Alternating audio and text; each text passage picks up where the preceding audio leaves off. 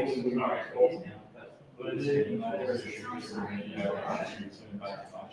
happy with that. Because the thing is, the reason Andrea, Yeah. I've got a little bit flash. It's all synced up. So Okay, cool. it's uploaded in the tool. That's the reason the tools like that. And that's Santos loves anything like or even eventuating with anti-nuclear propaganda. Santos gas huge. That's why I'm not two of the numbers in response to it. So there's a bit more dream about Pike as well. Dreaming the green hydrogen.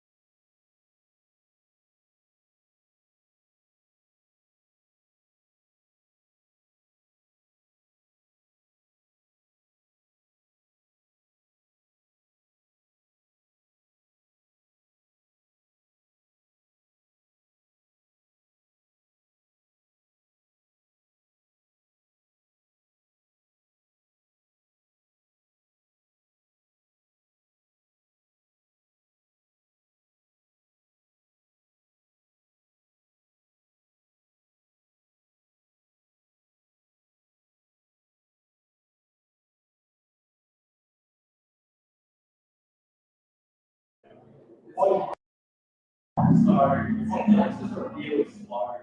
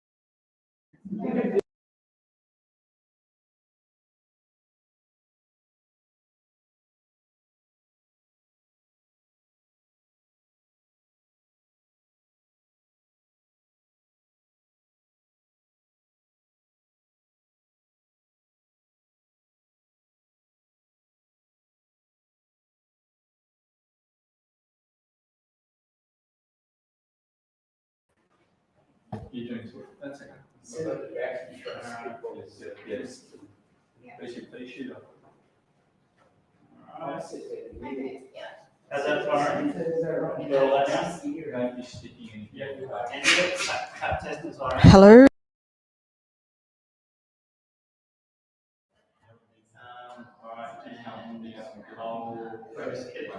All right. Just some housekeeping before we get started. Thank you.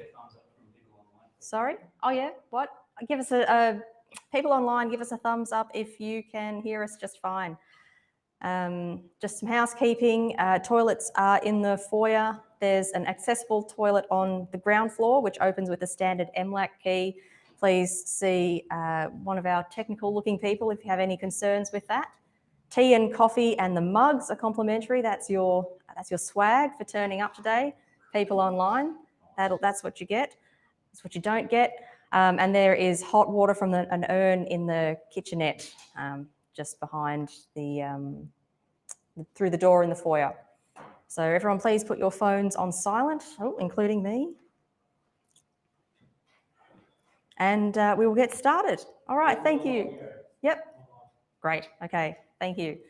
My name is Andrea Leong and I'm the President of WePlanet Australia. Welcome to WePlanet Australia's 2025 conference, our third annual conference. Welcome to everyone online and welcome to everyone here at the venue in Sydney. We're on the land of the Gadigal people of the Eora Nation and I pay my respects to elders past and present. We're here to discuss nothing less than saving the planet today. When doing so, it's useful to consider how humans have changed their environment since time immemorial, while recognising that our situations change over time, and so the methods that we use to protect the planet have to change alongside.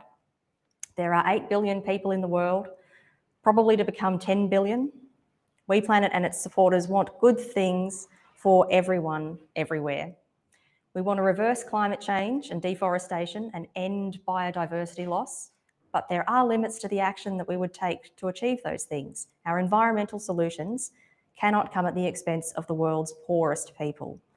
We recognise that an impoverished person will cut down the last tree if that's what they need to keep their family housed and fed. That's why we believe that the best solutions to our environmental problems involve providing for our material needs with the thoughtful application of technology. We're here to do science-based environmentalism. We're here to consider all possible solutions to the environmental crises of climate change and biodiversity loss, and to support pragmatic action.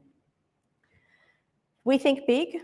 We imagine a world where we're no longer dependent on using animals for food or burning carbon for energy. These are huge system shifts that don't come about by hoping for the best. They come about through substantial investment and effort into the alternatives. And these alternatives need to be better than the current options so that people embrace them. Yep.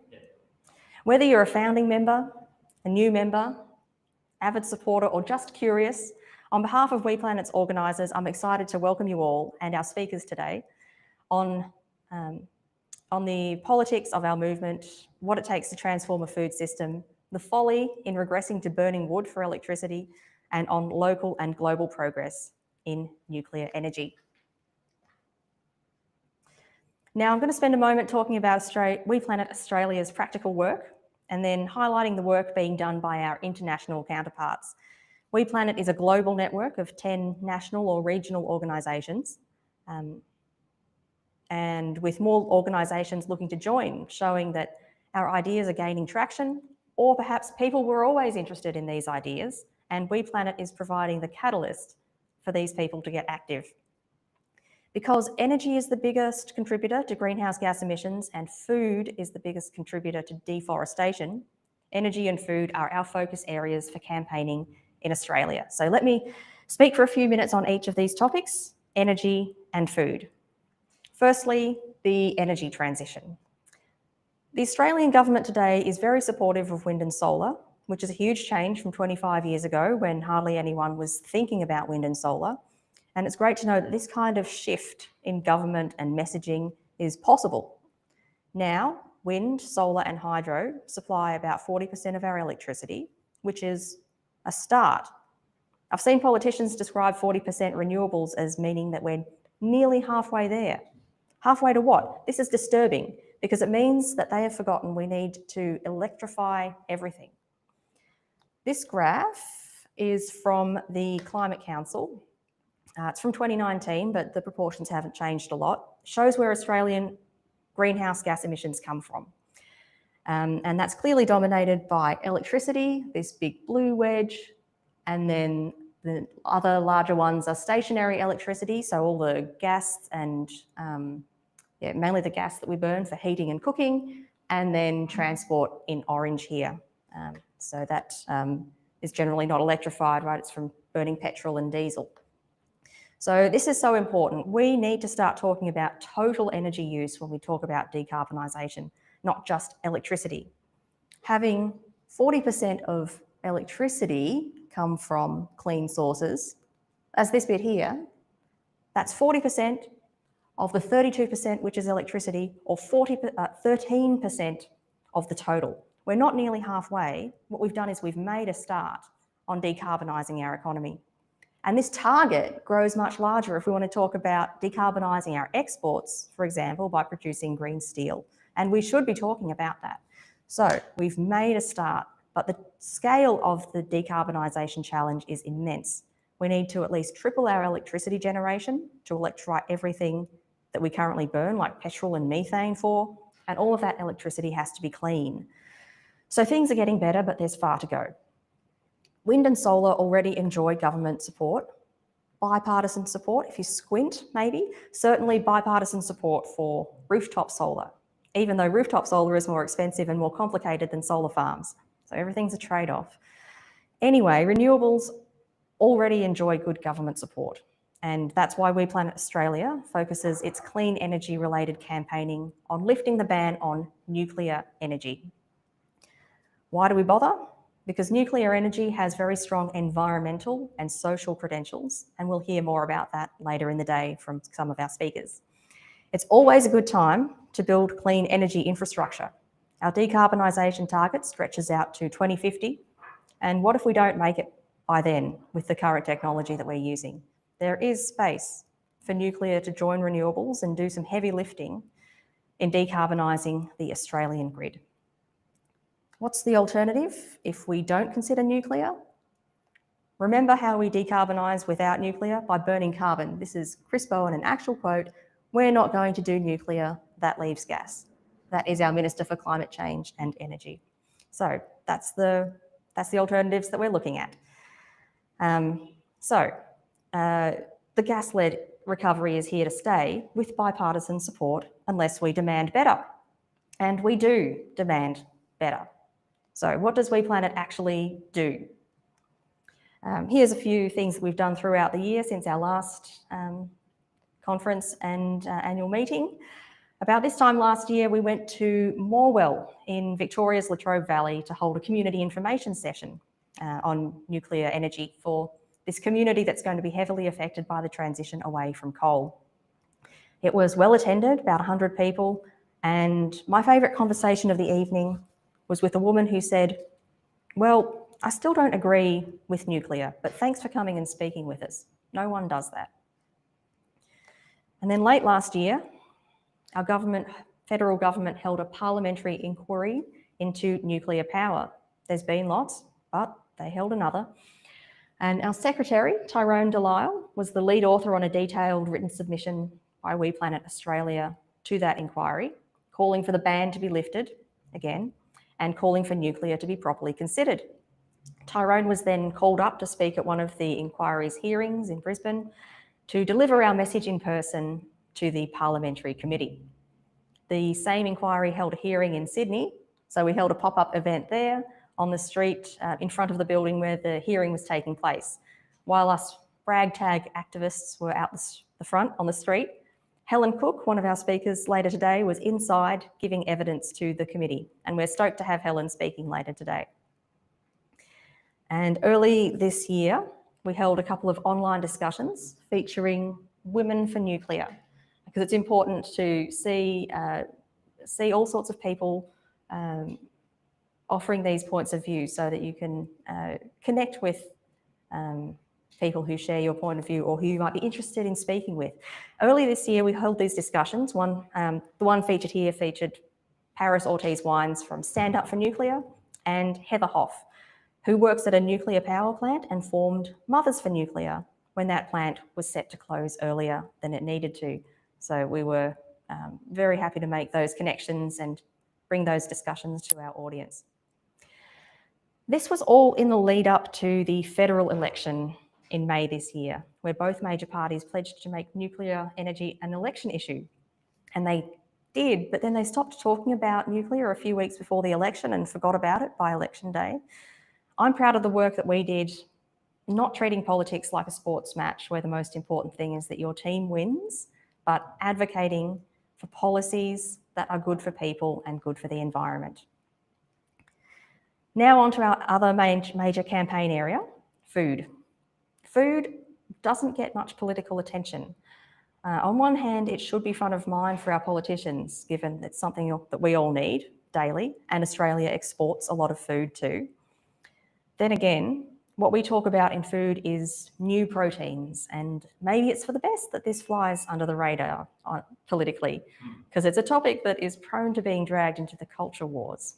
No one likes being told what to eat, and that's a topic that often gets jumped on. So, why do we look at food? The environmental effects of food production can't be ignored. Food production accounts for about 12% of Australia's greenhouse gas emissions, but the more striking statistic when it comes to food is that the great majority of deforestation in Australia and globally is for livestock farming. Half of our continent is given over to farming animals. Having said that about deforestation, I'm about to come straight back to the carbon emissions point. Most of the emissions from agriculture are made up of methane from livestock, it's cattle burps, and methane is a shorter lived but more potent greenhouse gas than carbon dioxide. We replace the trees with four-legged methane factories. The Climate Change Authority in Australia proposes to deal with this, and so do other authorities, propose to deal with methane emissions primarily through feed supplements for cattle. That magic addition of a little bit of seaweed to cattle feed to make them burp less. It's shown some promise in scientific trials, but just not to the degree needed. This is a peculiar collective Australian delusion that we can just feed cattle seaweed and that's a get out of jail free card for our agricultural emissions. It's the clean coal of agriculture. When we discuss energy, it's acceptable to talk about phasing out fossil fuels, but in the food sector, our governments aren't yet brave enough to talk about reducing the number of cattle on this continent as a necessary long-term goal. WePlanet Australia advocates for more investment in proteins from sources other than animal agriculture, so people can easily choose these options over slaughtered meat. It's not just the environmental reasons that we think it's important to have more of these options. This is one of our committee members, Andrea Fino. When he was little, at the farm he grew up on, engaging in normal behaviour, putting a lamb in a headlock. Most of us like animals. Most of us hate the thought of killing animals, and most of us like eating animals. Most of us eat meat and live with a cognitive dissonance. I eat a little bit of meat. In Australia, 1 or 2% of us are vegan, 5% vegetarian, but a quarter of us try to eat less meat, according to surveys. So we know there's an unmet demand for alternatives. I think it's uncontroversial to say there is a degree of wrongness to killing animals for food if we have access to alternatives that provide the same nutrition. And I say this as someone who occasionally eats meat. I also think it's good to participate in your cultural traditions to the extent that you want to, and that includes food traditions, and that often includes meat. So now in rich parts of the world, at least, we've got no shortage of alternatives. There's plant proteins, which have always existed. Lentils are older than humanity. But now we can process plants to take the place of meat-based food, and we have high-tech, newer options like precision fermentation, and there's cultured meat on the horizon. Precision fermentation, bit of a mouthful, involves getting microbes to produce any protein we want. For instance, milk or egg proteins without the cow or the chicken. Cell-cultured meat involves taking cells from an animal and growing it industrially to produce meat without slaughter. A couple of months ago, I ate cultured meat for the first time. It has just become available in Australia. Australia is only the 4th country in the world to approve cell-cultured meat, and this was an advocacy win. WePlanet Australia was among the people and groups making a submission to our food regulator for ZANS, supporting this approval, highlighting the advantages for the environment, animal welfare, food security, and food choice, while eliminating the risk of animal-borne disease. So what was it like to eat this cell-cultured meat? On a sensory level, eating it was great, it was nice, it was meaty, but knowing that I was eating meat that didn't involve slaughtering an animal was a profound experience. I've been waiting so long for this technology to become a reality, and there I was eating something new. Not just new to me, but a new food, new to the world. This technology, I believe, will become the basis of the next techno-ethical shift. Techno-ethical shifts happen when technology and ethics converge in a way that causes us to change our behaviour.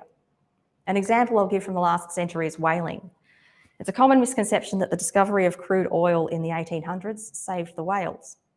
Guess when whaling peaked? We killed the most whales by far in the 1960s. Thanks to diesel ships, whalers could hunt further from the shore in deeper waters. The discovery of oil actually turbocharged whaling, and we nearly sent a few species extinct. We stopped whaling when we decided that we should not kill whales, that we value whales, and we signed international agreements to that effect. In that case, the technology to replace whale products existed and the ethics caught up. We had a techno-ethical shift. In the case of eating animals, many of us already hold the ethics. Many meat eaters regret that animals die for us to eat meat and find it particularly distasteful that animals are factory farmed, evidenced by the fact that meat eaters often buy free range if they can afford it. But the planet simply does not have enough space for everyone to eat the amount of free range meat that they might like. So now the technology of cultured meat is catching up and is on the cusp of providing a viable culinary alternative for people who want to eat meat as an alternative to slaughtered meat. And we're on the verge of another techno-ethical shift. The techno-ethical shift might be slow, but it's faster than waiting for people to turn vegan, which is why WePlanet Australia advocates for these technologies. So on our work in that area of food, here we are making friends and influencing people at the Alt Proteins conference last year. That's Australia's biggest conference on new proteins. So thanks to our members, Murray and Jonathan, for attending and reporting back on the latest progress. We held a stall at the Sydney vegan markets here. Thank you, Leon and Rowan, for giving up your afternoon there. We had some great conversations and got signatures for our McChoice campaign. We're petitioning McDonald's Australia to just be normal and offer plant-based burgers, just like McDonald's in many countries around the world. Whether or not you eat McDonald's, McDonald's sells a lot of burgers every day. And in Australia, they don't offer a plant-based version. And Andrea Finno and I made a trip to Canberra recently for another Future Food conference where we connected with more of Australia's cellular agriculture companies, which is taking off. Now, quickly onto some WePlanet International updates. As I mentioned, WePlanet is a global network of organisations who share the goal of liberating nature and elevating humanity. Tyrone and I were privileged to represent the Australian chapter at WePlanet's international gathering last month, hosted by our oldest chapter, WePlanet Finland. They were founded as the Finnish Ecomodernists 10 years ago. Activities included a visit to this site, the Olkiluoto power plant, which is on a gorgeous peninsula on the western coast of Finland. We also went to the Solar Foods factory, where we tasted space-age culinary creations made with protein produced by precision fermentation by a bacteria that metabolizes hydrogen and CO2, carbon dioxide gas, instead of sugar. The main event was the Reboot Food Festival, a full-day conference focused on sustainable proteins, and the week concluded with workshops that skilled up us WePlaneteers.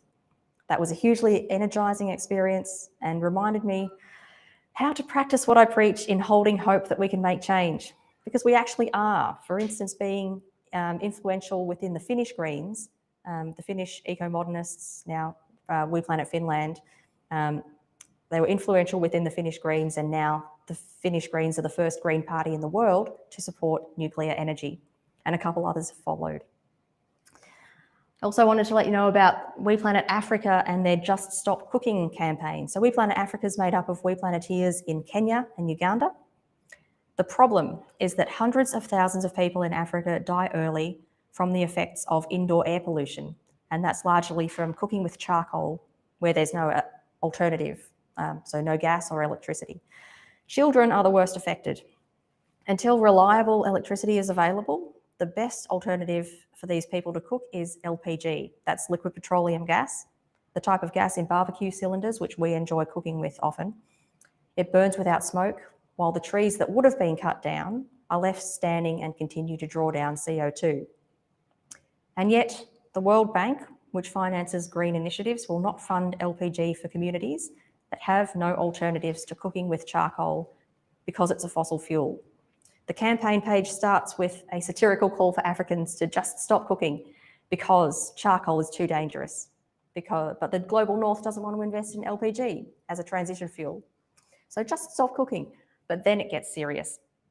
This campaign really made me stop and think and realise that every option has to be considered relative to what's actually happening now, not compared to the ideal future that hasn't arrived yet.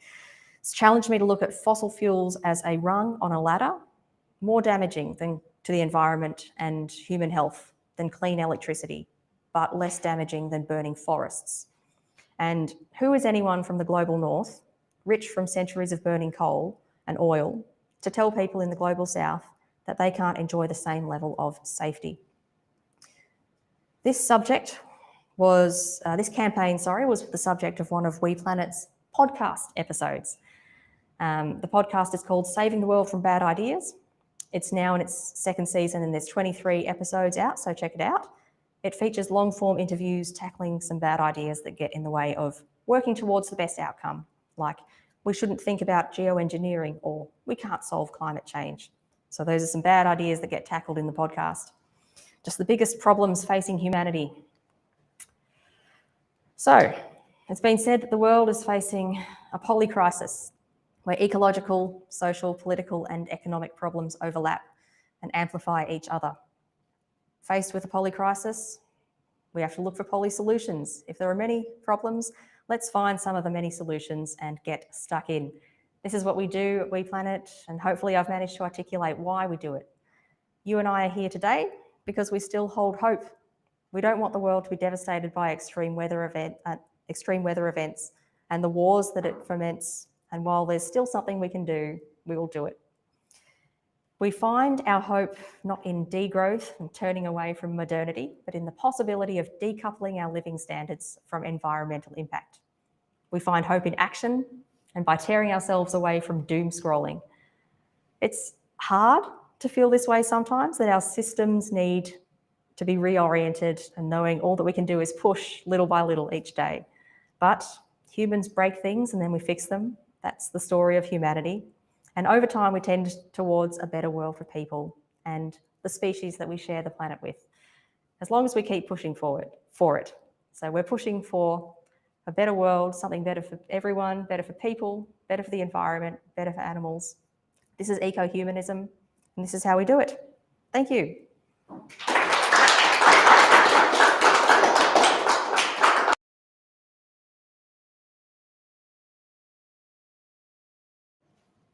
Quick hand. What did you eat and where did you get it from? Right.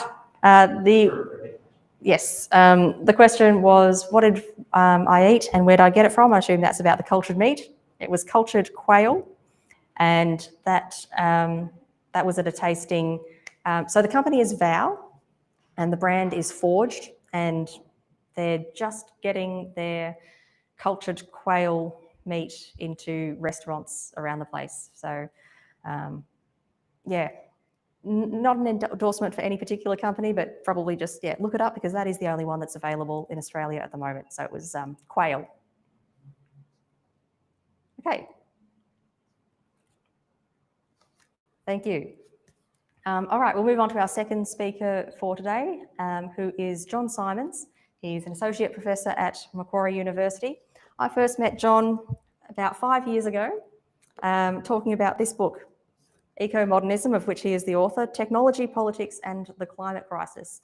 That was when I was with the Science Party, and we had an interview on this book in the very early days of the COVID-19 pandemic in this room, extremely socially distanced, just us and a couple of people managing the live stream. So it's great to talk to John again in this room with more people able to attend to speak to us about abundance and the politics of our movement. Thank you, John.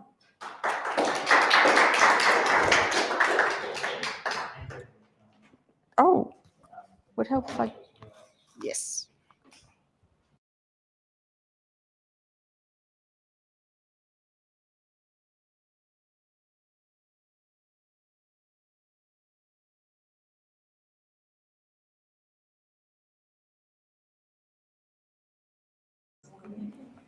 Thanks so much, Andrea. That was a really, for me, very, that gave me insight as to where WePlanet is travelling at this time.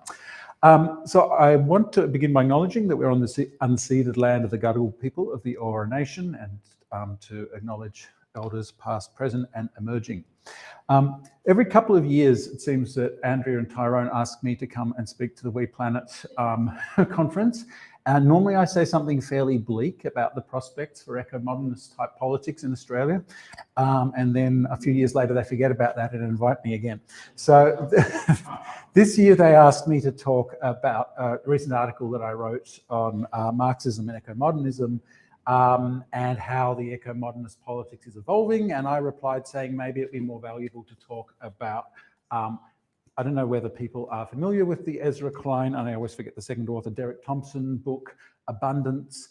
But in the United States, in the last 6 months, this has been something of the central talking point on the Democrat side of politics, other than facing fascism. In Australia, it's been, according to a number of journalists, on the bedside table of almost every Labor minister. The Treasurer in particular has talked about its influence. Patrick Cummins wrote in The Guardian in July that it's days away from the start of the 48th Parliament, and if in Canberra there's one book that you must at least pretend to have read by then, it's Abundance by Ezra Klein and Derek Thompson. How does the book begin? It's sort of a science fiction Sunrise in America kind of opening vignette. You open your eyes at dawn and turn in the cool bed sheets. A few feet above your head, affixed to the top of the roof, a layer of solar panels blinks in the morning sun. Their power mixes with electricity pulled from several clean energy sources. Towering wind turbines to the east, small nuclear plants to the north, deep geothermal wells to the south. Now you can imagine a book whose opening paragraph sells the virtues of nuclear power might be slightly uncomfortable reading for members of our newly elected Labor Party. And that the support for nuclear and for most of the politics that this group advances continues through the book. A few pages in, they write that by some accounts, nuclear power is safer than wind and cleaner than solar. It's inarguably safer than burning coal and petrol. And yet the US, facing a crisis of global warming, has almost stopped building nuclear power reactors and plants entirely.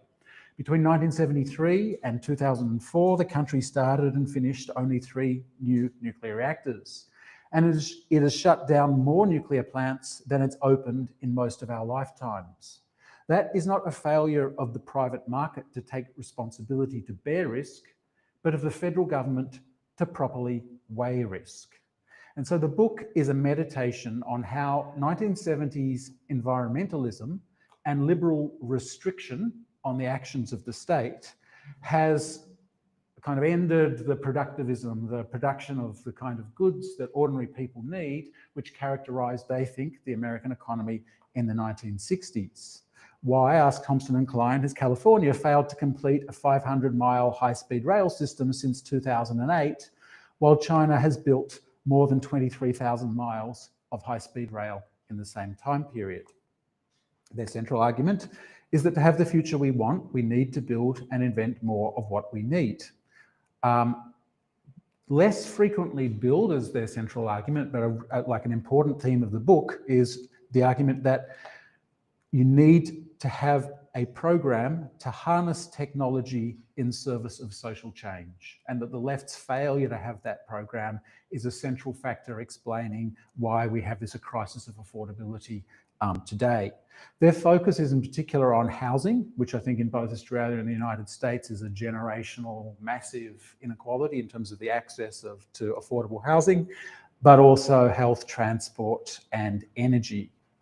Now, although I've spoken about this book, whose politics is probably fairly close to WePlanet's, the abundance agenda in the United States has advocates from the socialist left and from the centrist Democrats, and also on the right of politics. Because I would argue, like ecomodernism, it's not a comprehensive political doctrine.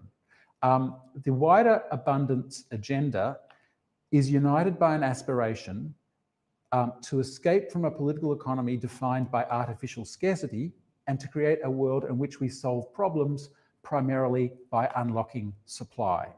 Klein's used the slogans supply side liberalism and a liberalism that builds, that whereas the left has often been focused on redistribution, it also needs to work out how governments can effectively deliver things and make things cheap, things that people need like housing and healthcare, make them cheaper by supplying more of them, and also, of course, clean energy. Zohran Mamdani, the probably likely next mayor of New York, has called for an abundance for the 99%, translating the ideas into, I guess, more social democratic or socialist terms. Among the diverse critiques that anyone who knows me might not be shocked to learn that I quite like of the book is that articulated by socialist eco-modernists Matt Huber, Lee Phillips, and Fred Stafford, writing in Jacobin.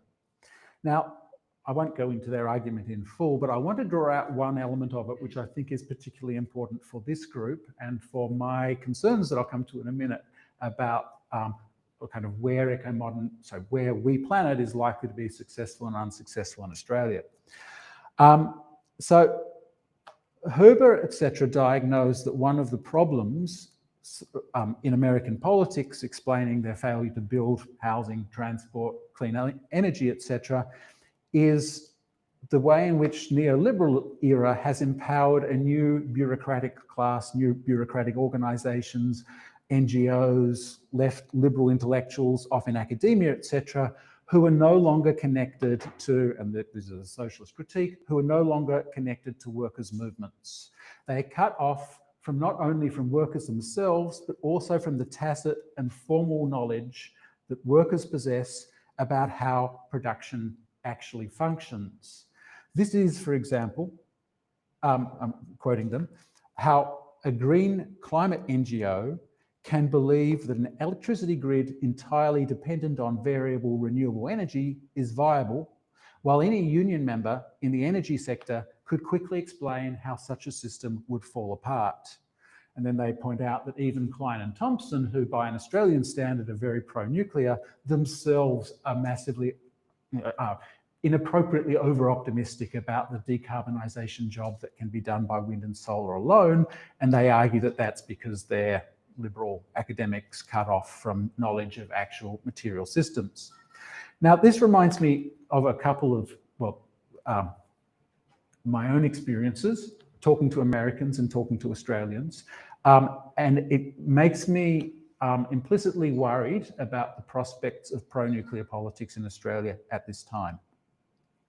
If you forgive a little bit of name dropping, I had the opportunity to talk about a year ago now to Saikat Chakraborty, AOC's, Ocasio-Cortez's former chief of staff, one of the architects of the Green New Deal in the United States, and now primarying Nancy Pelosi in a run for Congress.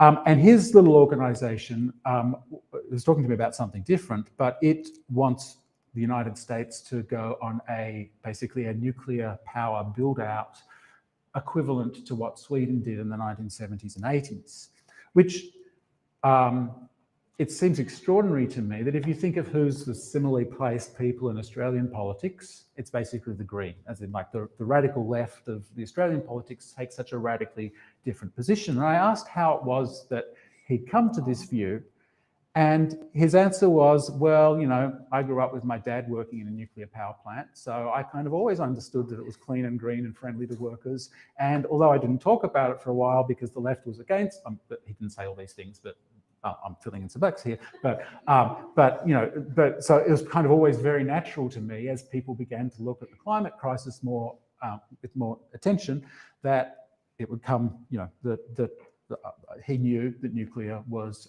an important tool in meeting human needs and addressing the climate change simultaneously. Now, this is where I get a little bit pessimistic, because I know a number of, I won't name them or place them, but people in senior left-wing positions in this country who have understood the value of nuclear to decarbonisation for a long period of time. And at the last election, all of them began to basically mock me for thinking, actually publicly I agree with them, that it's not very valuable to speak about nuclear at this point.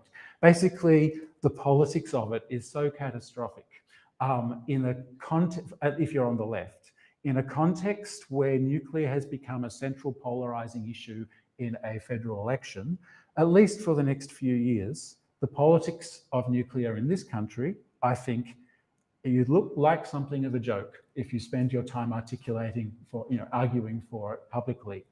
And the reason why I think it's so different is because, with a couple of exceptions, we have almost no, we don't have the submariners that they have in the United States. We don't have the people across the country working in existing nuclear power stations. So we don't have that embodied knowledge of workers arguing for the common sense character of this solution, which means that within our politics, I think you sideline yourself at the moment if you spend much of your time speaking about nuclear power. So, an optimistic note, a pessimistic note, and another optimistic note to draw about abundance. First, I think for WePlanet, this book and the movement around it gives a vocabulary and an intellectual touch point that speaks really powerfully to government in Australia at this time. The pessimistic point, though, is that WePlanet's great challenge is, if it is to become a more politically significant organisation, is to find members at scale or donors at scale. And for either of those things, you need to find emotionally significant issues where WePlanet's position is attractive and distinctive. Now, I was just chatting to a couple of people who I met, and why are they here? It tended to be because of the concern. I'm not sure what motivates the veganism of the people I was chatting to a minute ago, but veganism or concern for animal agriculture is for a very small proportion of the population, is an emotionally resonant issue where WePlanet has a distinctive issue. a distinctive position, not necessarily distinctive from the large animal welfare or vegan organisations, but distinctive from the other environmental organisations. And it's possible, I think, to mobilise a very thin group of people. Does this make sense? As in the same sense that the Greens really rocketed to power, or not to power, but they had a step change in their vote at the moment where Bob Brown stood up and critiqued the Labor Party for its support of John Howard's refugee policies. Basically, the issue of refugees was this moment where there was a point of distinction between the Greens and the Labor Party, where a significant number of Labor supporters thought, no, I cannot continue with the party that supports the indefinite detention of innocent people. And that was a kind of emotionally resonant issue that helped them step forward. I'm not sure how WePlanet, like, would you,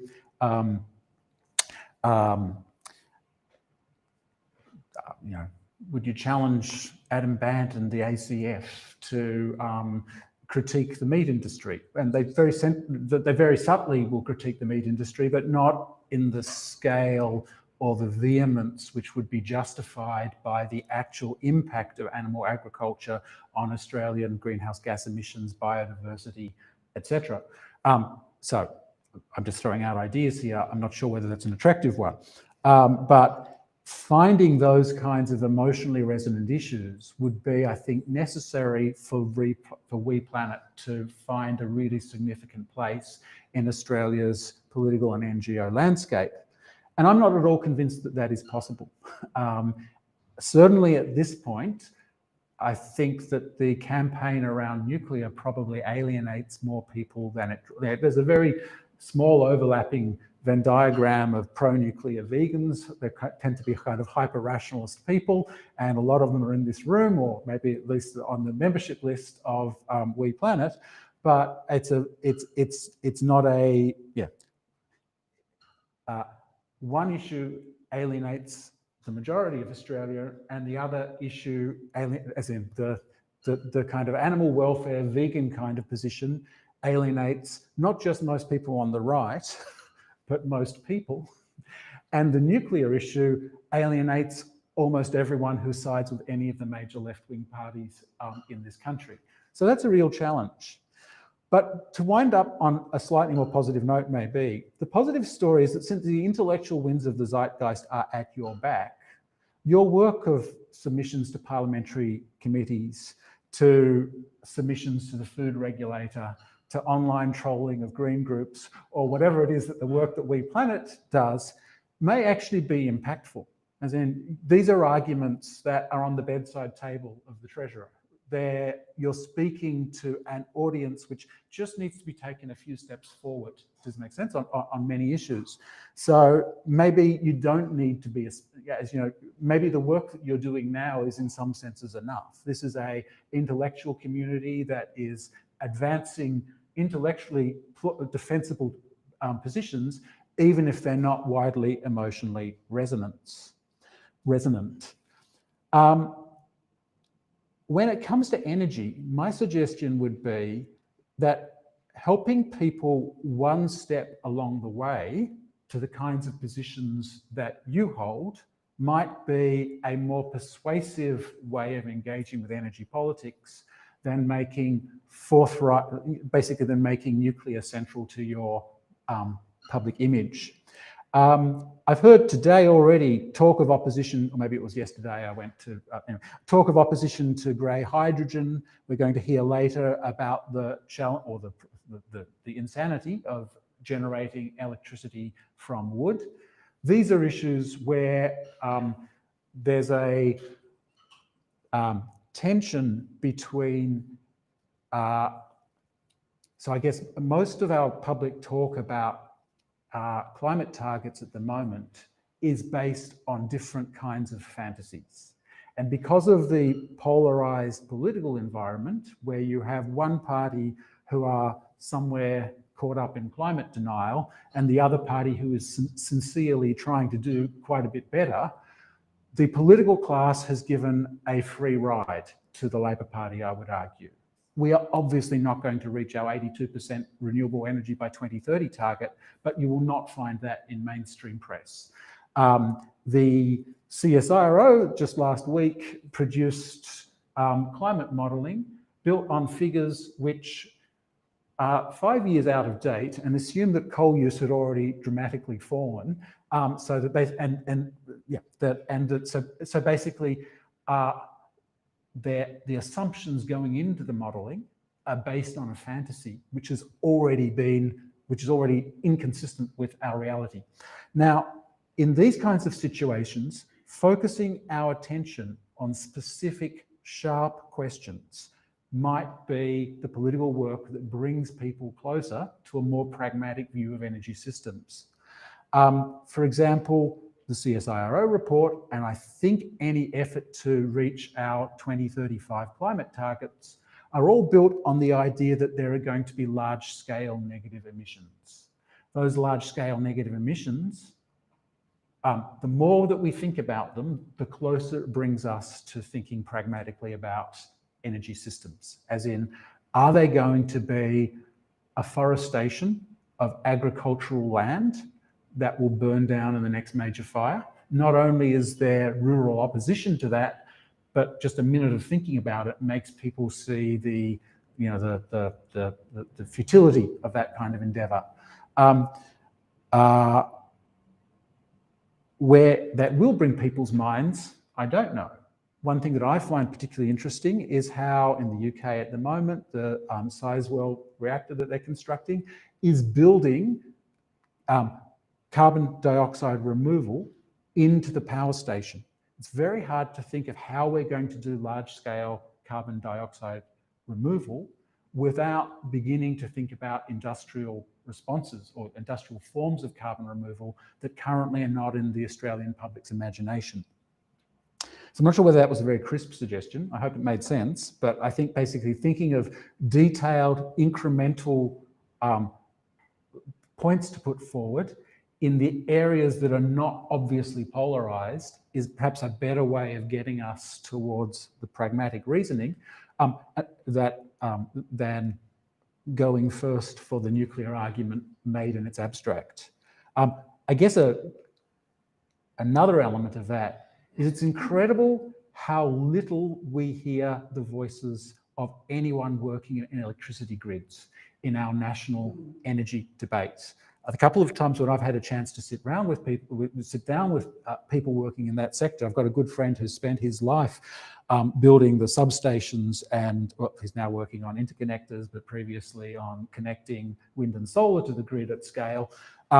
And the federal government's targets are laughable to anyone working in that sector. The point that our socialist critics of abundance make about the embodied knowledge of workers being absent from our debate is really obviously true. So basically any moment where WePlanet can find a way to platform people with that kind of embodied knowledge will bring more pragmatic conversations about energy, I would argue, to the fore.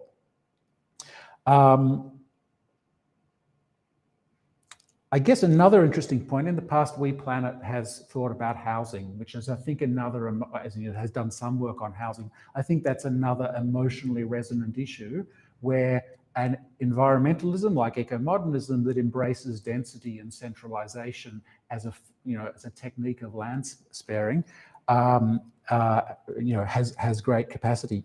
So I'm not sure whether I have an optimistic note to end on, except that with the intellectual winds of the zeitgeist at your back, WePlanet, I think, can give itself a pat on the back for articulating this set of ideas sharply in an environment where I guess the success of the ideas might occur without the success of without the organisation itself becoming the size of Greenpeace. Thanks. Thanks, John.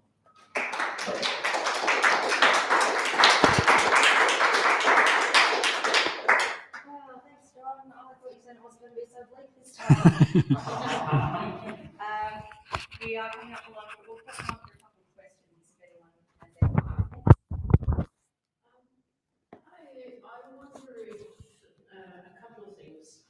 Given that nuclear has gone so poorly in terms of an election for the Liberal Party and that had so thrashing from their voters. I'm wondering if you're actually better off running almost a negative or campaign on the downsides of the renewables and the shortfalls of the renewables, and just sort of chip away at renewables and how they're going to fail and not keep up with the growing energy needs. What do you think there?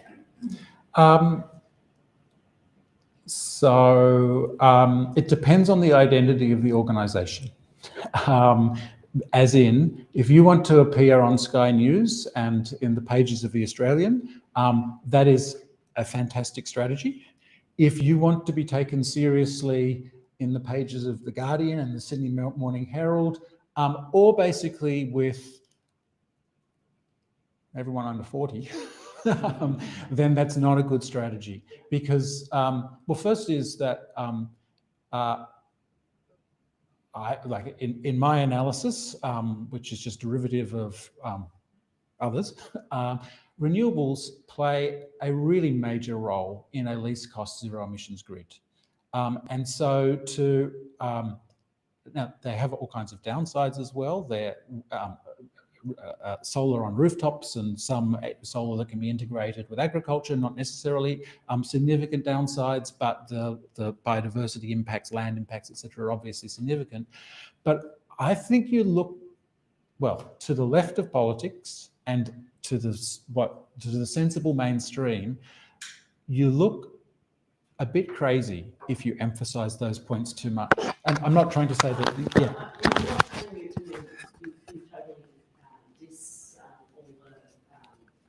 Solar and wind and that sort of thing, but there are going to be downsides, and I guess it's about getting people who already are strong believers in these technologies to shift their thinking a little bit, to be looking for alternatives, and then that's when the nuclear could come into the picture. So on the right of politics, you're definitely right, but we just have this situation where, I routinely find, I don't know whether people in this room know Aidan Morrison. He's for the Centre for Independent Studies, he appears almost every week in The Australian and on Sky News. People whose job it is to work on energy have not heard of him. So you've sort of got to, and I mean, this organisation has hosted international visitors, and once they appear on Sky News, they cannot go on any of the, so we have this divided national conversation. That's a legitimate, to speak to people who will hear that message is a legitimate strategy for some organisations. However, I'm not sure that an organisation where about half of people in this room are, I think, are either vegan or interested in critiques of animal agriculture and the move. Now, those two audiences are not the same. Does it make sense? As in, if you're trying to speak to the audience who are open to understanding the case for nuclear by focusing on the downsides of renewable energy, they're going to think you're nuts if you talk about a critique of animal agriculture. So it's a really difficult line to straddle, I think. I was just wondering, with the groups, the workers of the electricity grid in the system, would you be looking at maybe some Facebook groups to try and look at them? Sorry, do you want to speak? Yeah. For the people. I was just wondering, with the electricity grid groups, so we'd probably be looking at, obviously you've got the organisations that construct the grid, and then you've got the lesser organisation, but you've also got groups online. So maybe you would be looking at union groups and things like that, the worker groups that are constructing these systems, to sort of look at them and think about what they're saying online, and trying to obviously they'll be talking online about how the system's not going to work. What do you think about that? How could we what would, if you're okay to say it, but what would be your strategy for that to try and, obviously you'd be looking at Instagram, Facebook, all the social media platforms, following them, and then maybe, starting to sort of have a conversation with them? It's I don't have the answer to your question. It's a difficult question because, so a number of elements. One, workers will often find it hard to put their heads up and speak publicly. Like my good friend who works in this sector has been talking to me for a decade about this topic, but will never speak publicly because that would be against the interests of the business that he works for.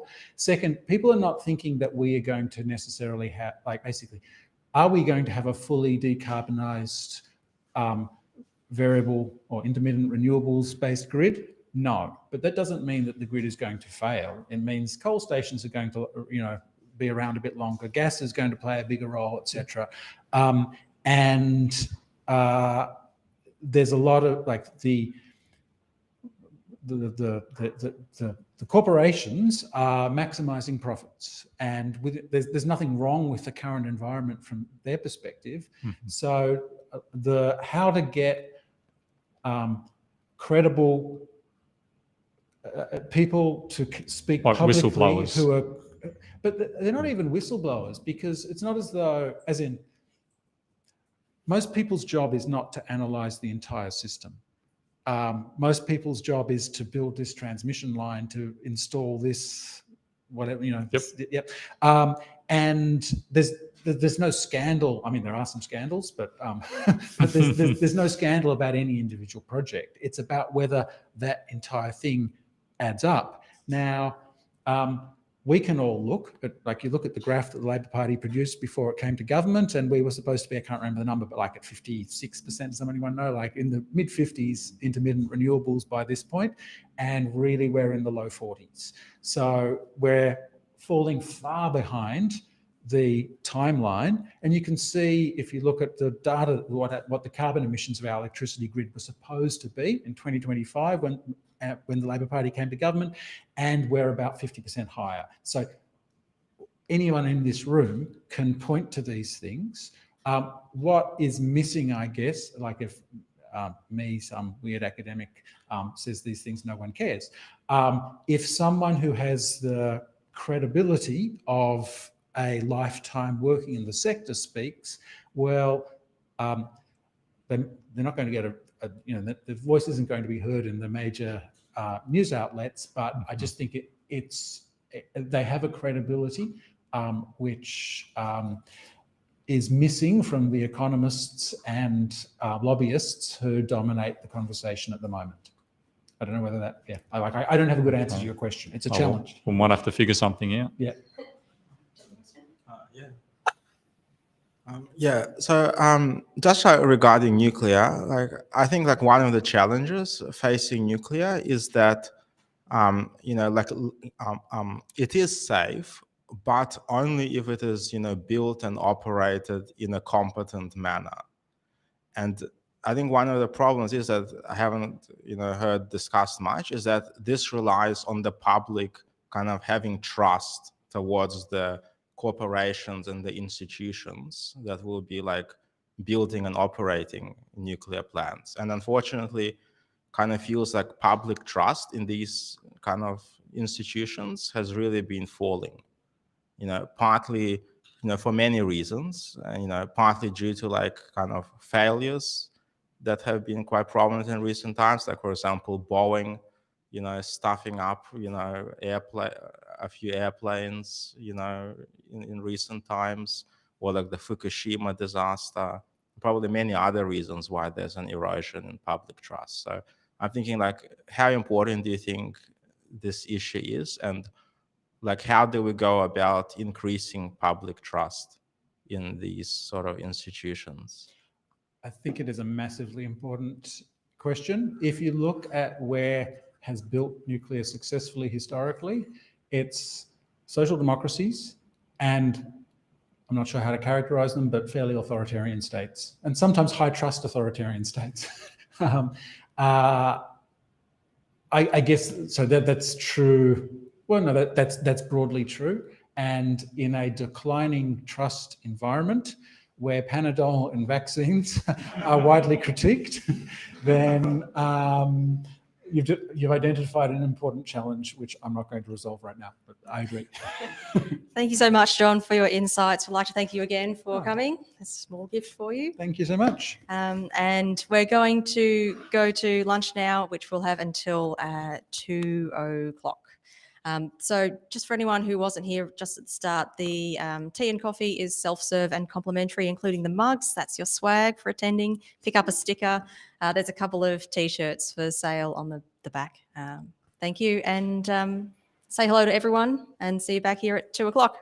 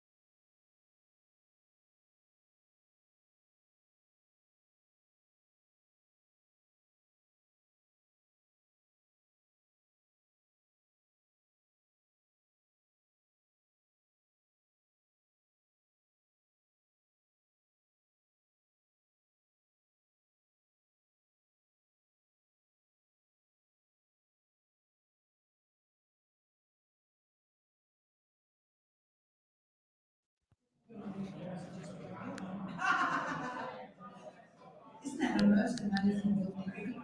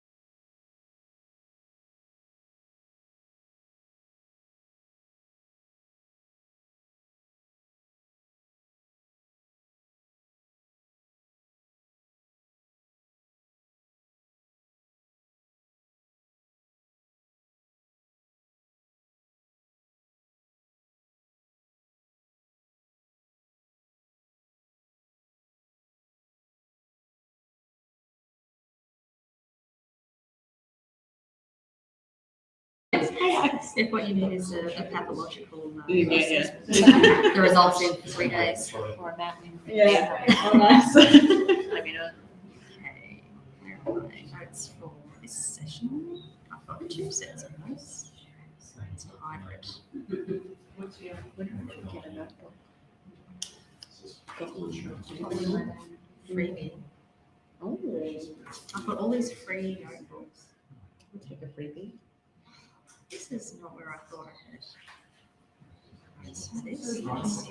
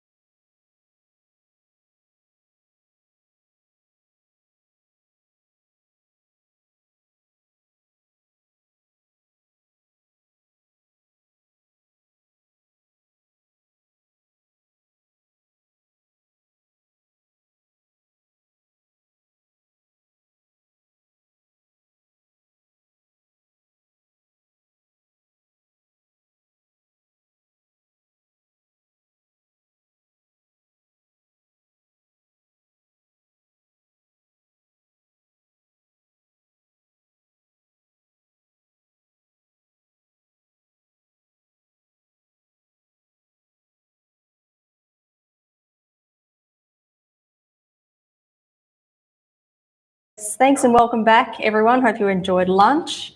Just to reiterate for anyone who might have missed the announcements, the toilets are just the other side of the lift on the left around there. And tea and coffee is complimentary and self-serve with the mugs that, I think there's a couple of mugs now over at the sink in the kitchenette where you get hot water, and there's cold water there as well. So hope everyone's keeping up with the creature comforts.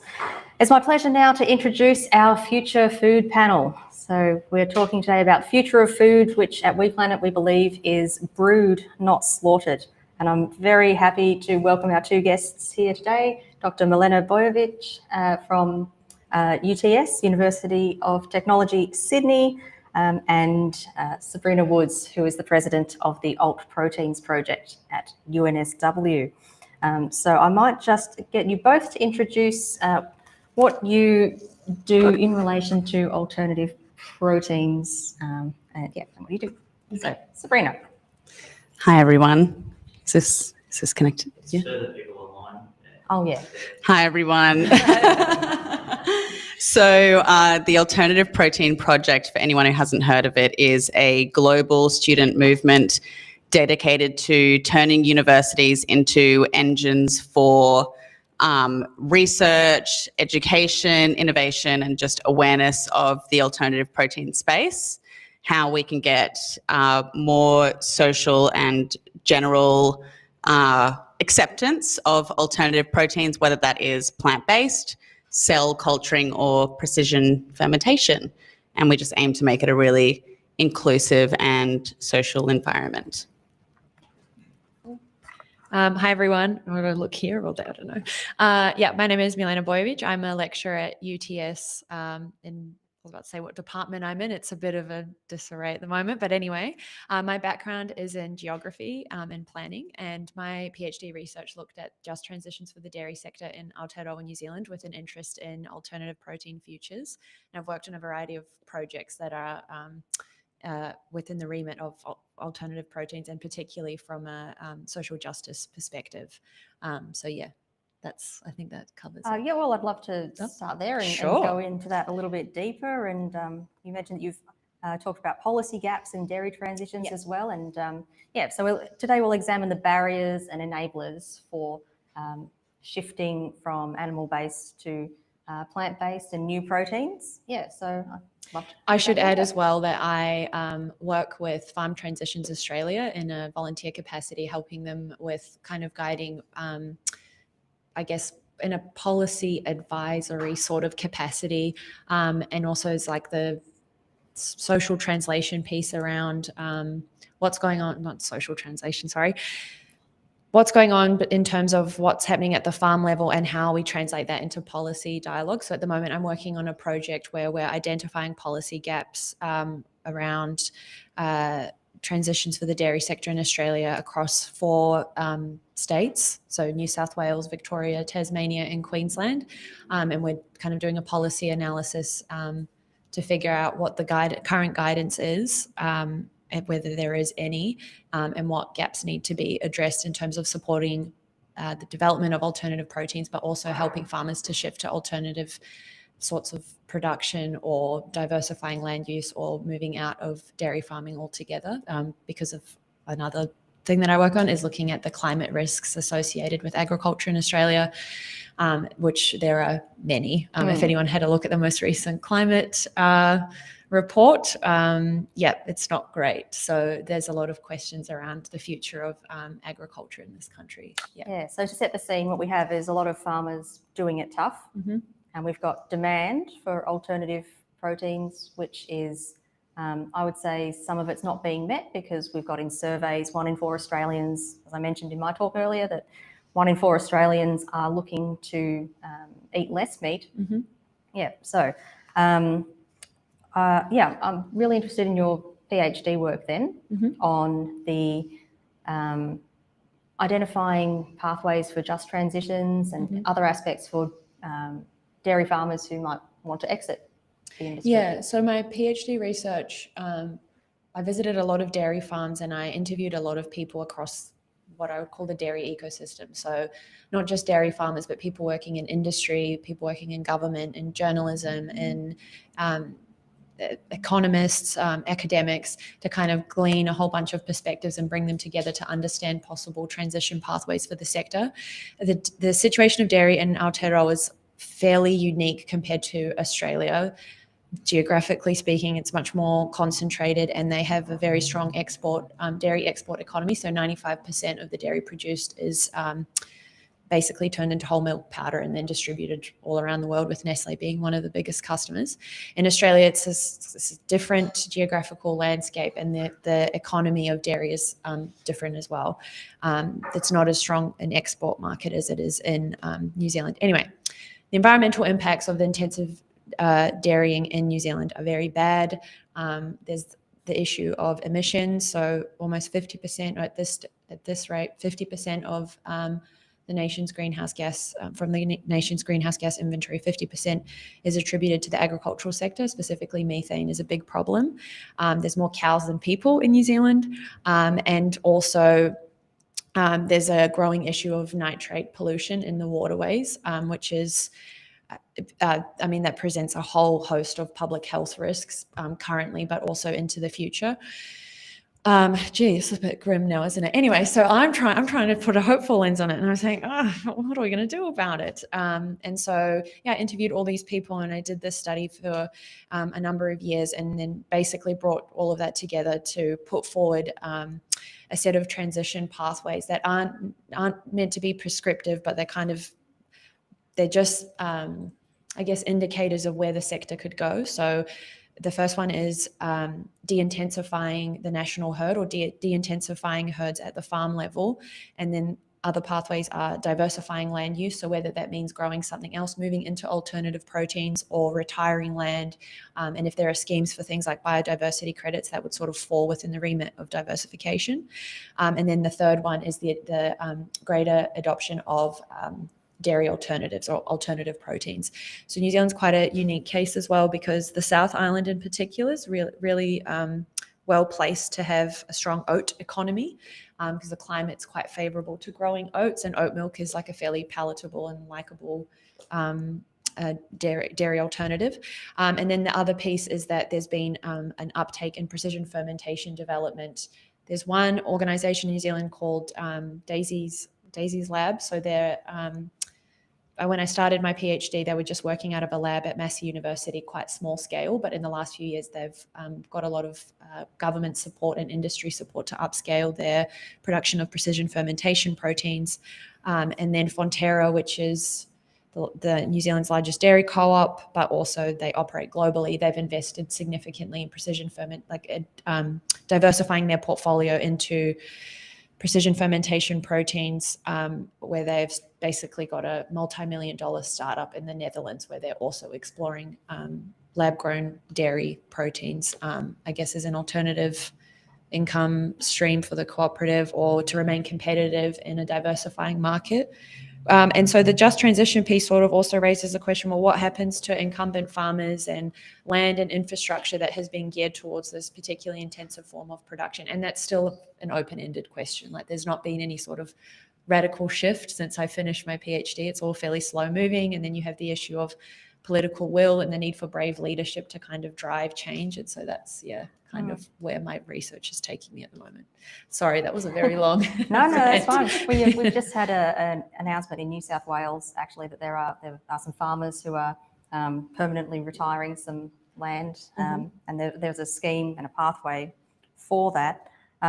Australia also has about as many cattle as we do people, but it's about 200,000 less, 200,000 fewer cattle since some devastating floods in Queensland earlier in the year, which highlights the volatility and the animal welfare issues of having of animal agriculture. I'd love to bring you in, Sabrina, and talk about some of the alternative proteins options that are out there, as much as maybe we're looking for another term to alternative proteins, but we'll use that term today, although I think that invites comparison of alternative to what? But I don't know, for me, what might be classed as alternative proteins are my standard proteins a lot of the time. But anyway, that aside, so you would see with the Alternative Proteins Project some of the producers in Australia that are providing options for people who want to eat something other than meat. Could you tell us about some of those that you've seen? So quickly on that alternative protein point, Good Food Institute, which funds all of the alternative protein groups around the world. There's 94 of us around the world, alternative protein projects at universities. The goal is to make alternative proteins no longer alternative. So it would be nice for people to reach for tofu before they reach for meat and to see the bigger picture. So that's part of the goal.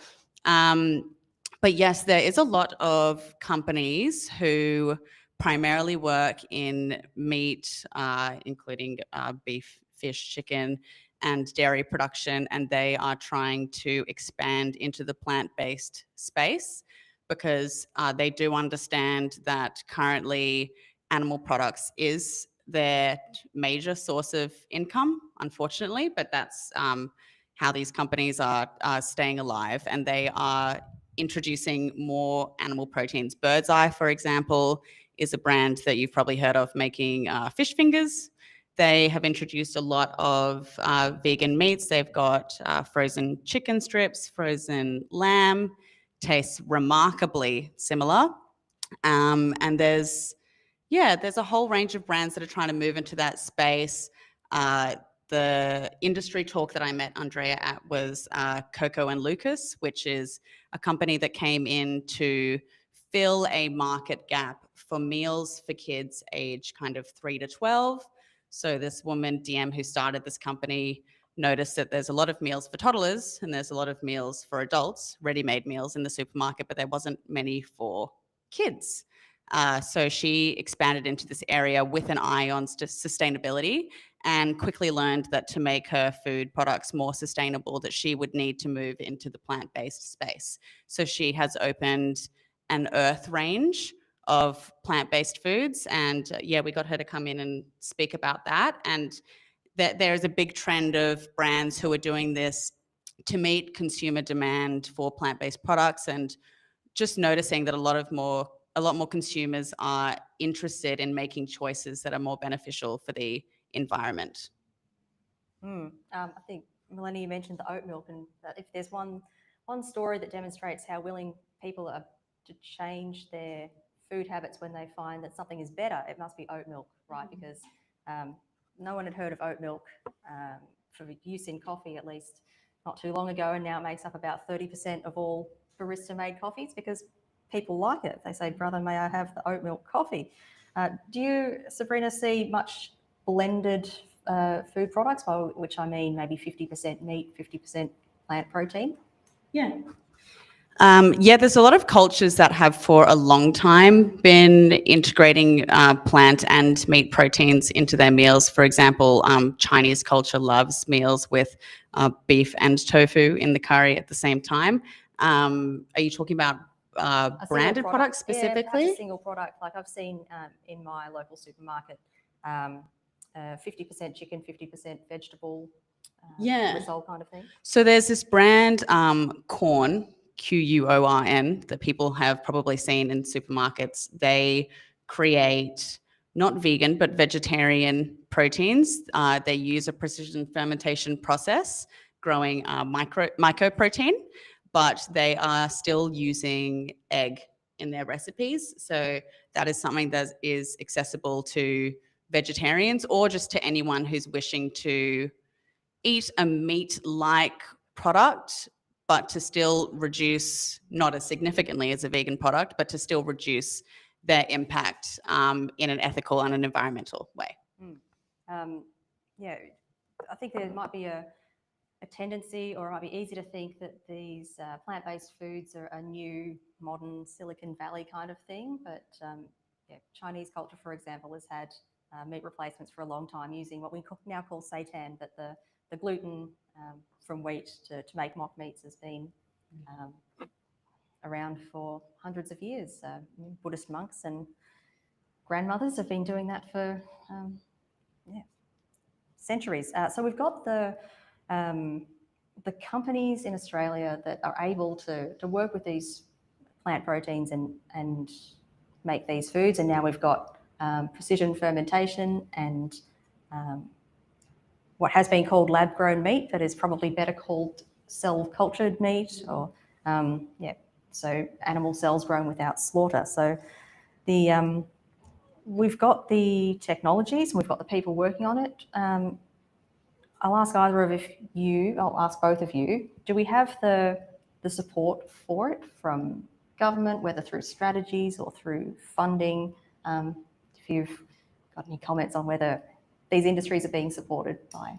Yeah, you might have a better idea on numbers if this was part of your PhD research, but I saw a figure today before I came. I was like, what's the latest going on? That they're saying that there's a $13 billion opportunity in precision fermentation in Australia if the infrastructure is done right. And it's seen as a massive, opportunity, but it's quite slow moving at the moment. There was a lot of momentum specifically for precision fermentation dairy around 2023, 2024. There was a lot of headlines and a lot of investment in R&D at that time.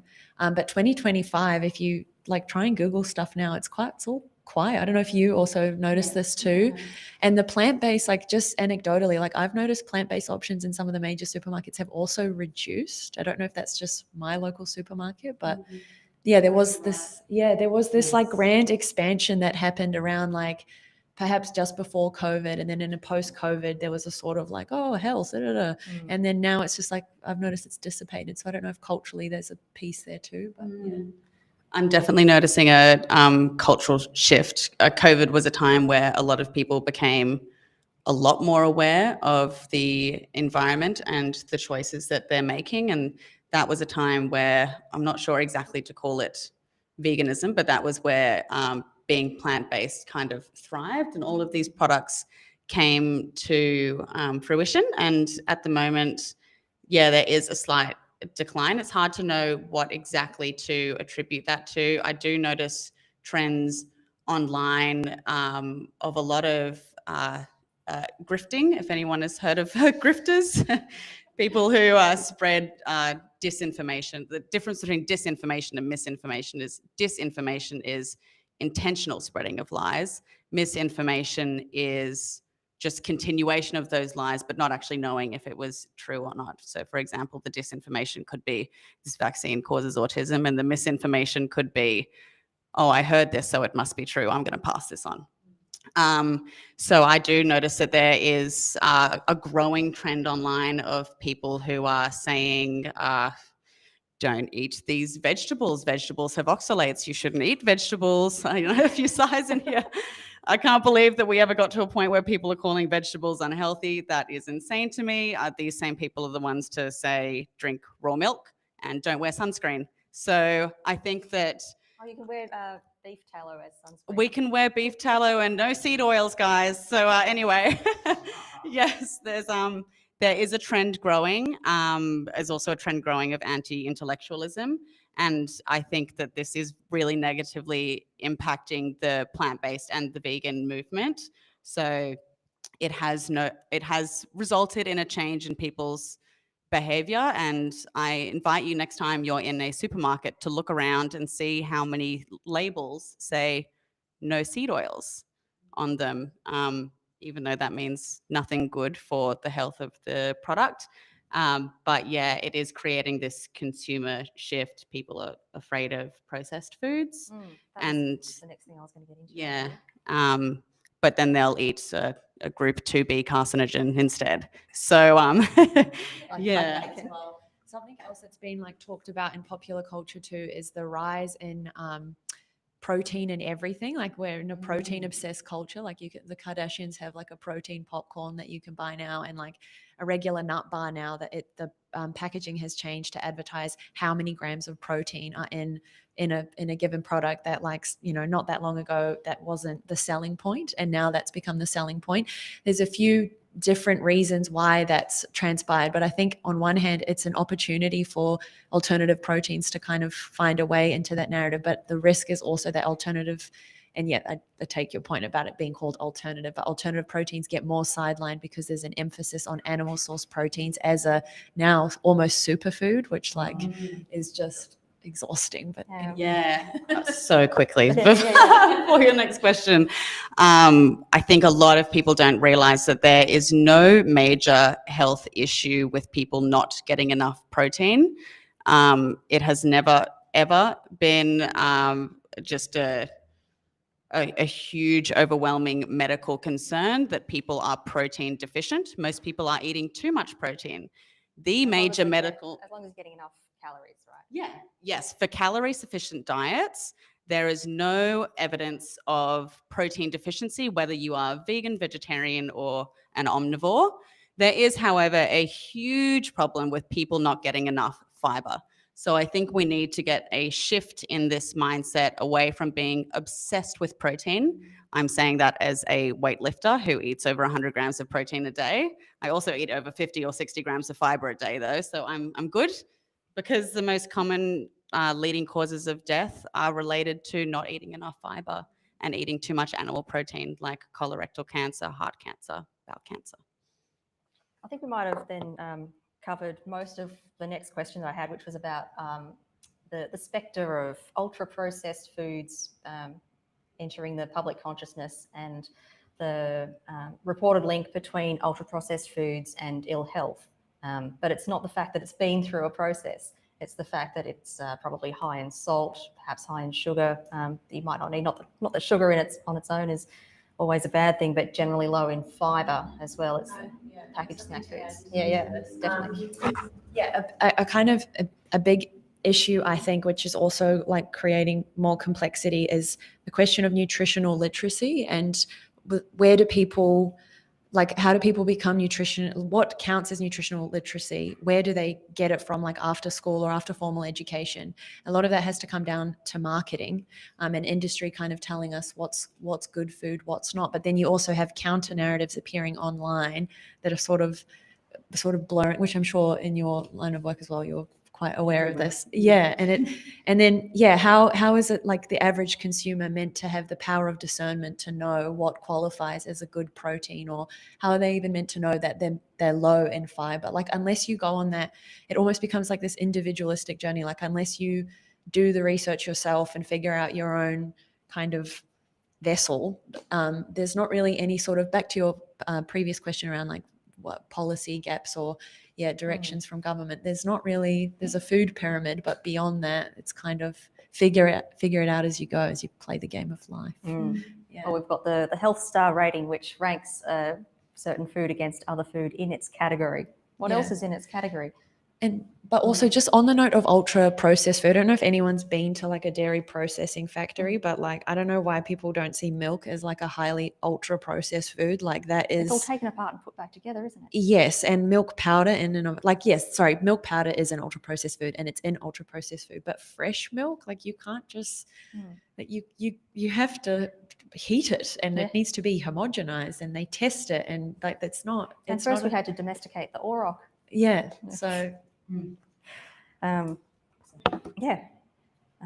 Thanks for those. And I think I've also noticed maybe a decline in the number of brands of plant-based alternatives, but I like to think that that's a normal consolidation as businesses start up and some of them fail and others consolidate and others follow up in the footsteps of the successful ones. So hopefully that's, we're just early on in that curve and we will see that ecosystem flourish. I just realized there's one other thing I wanted to add about ultra processed. With the plant-based meat, there's studies that have come out that said plant-based meat is unhealthy because of the high salt content. So there are studies that compare the nutritional quality of animal meat and the plant-based meat. And plant-based meat gets a bad rap because of the salt. But that's because it's also a ready-to-eat product. Like I don't personally know anyone that just buys meat and doesn't season it. I'm sure if we captured that data, like the amount of salt and sauce that people are adding to fresh meat, perhaps it would be more like just from what I've seen in this life, people add a lot of seasoning. So my expectation would be that it's on par with plant-based alternatives or even more saltier. So I think that's something that's important to reflect on when people have a go at plant-based meats as well. Yeah. I've got a point to add to that. There's two studies I'll reference. The first study was an incredible one I saw partway along my time into my plant-based journey. When I first went plant-based, I was completely avoidant of mock products because this was before I started a Masters of Food Science and Technology. I did not understand that processed does not always equal bad.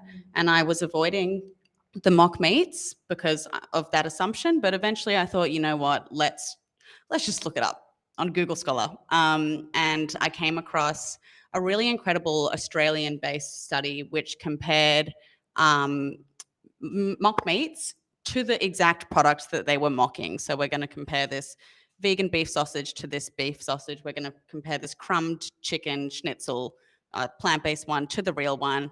Every single plant-based one scored better in nutritional scores across a whole host of ranges, even above the standard deviation of the animal products that it was based on.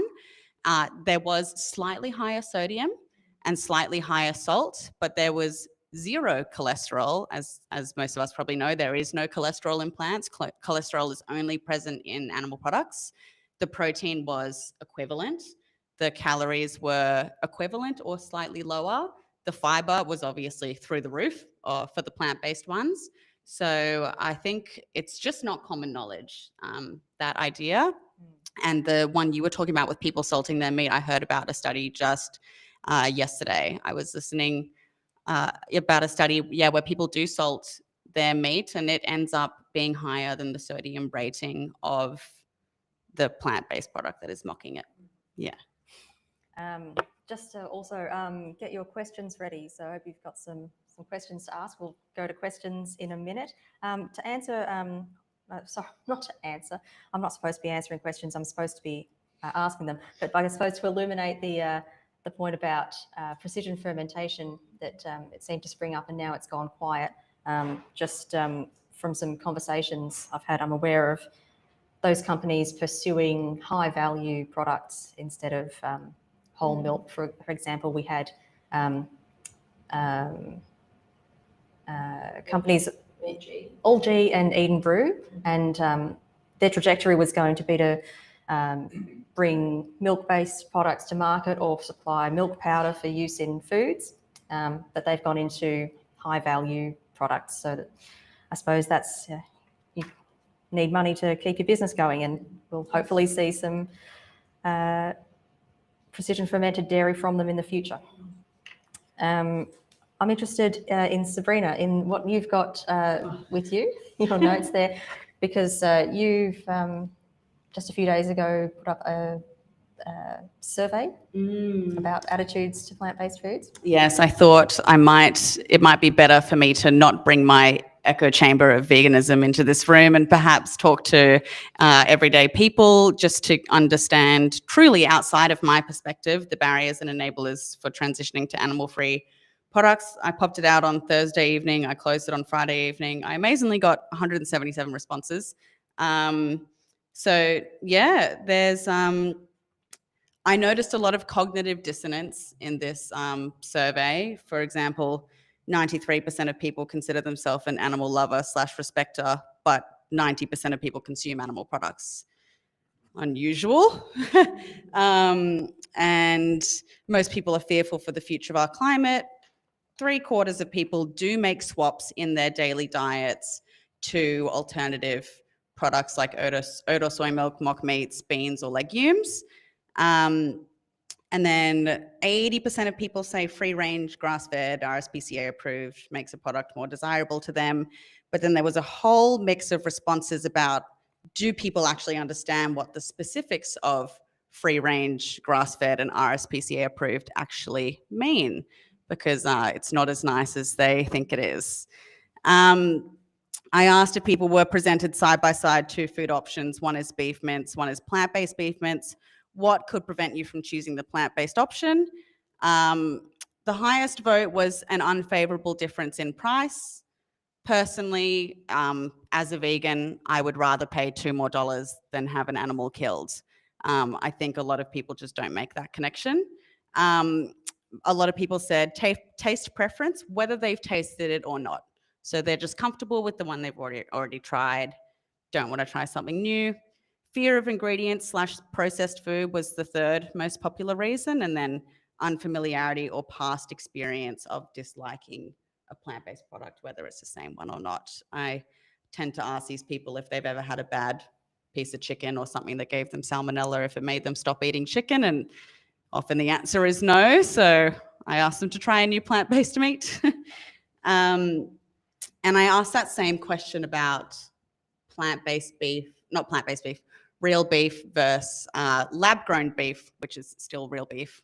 Slaughterhouse or lab beef is the question I asked. And yeah, that was an interesting change. Religion came into the conversation a few times.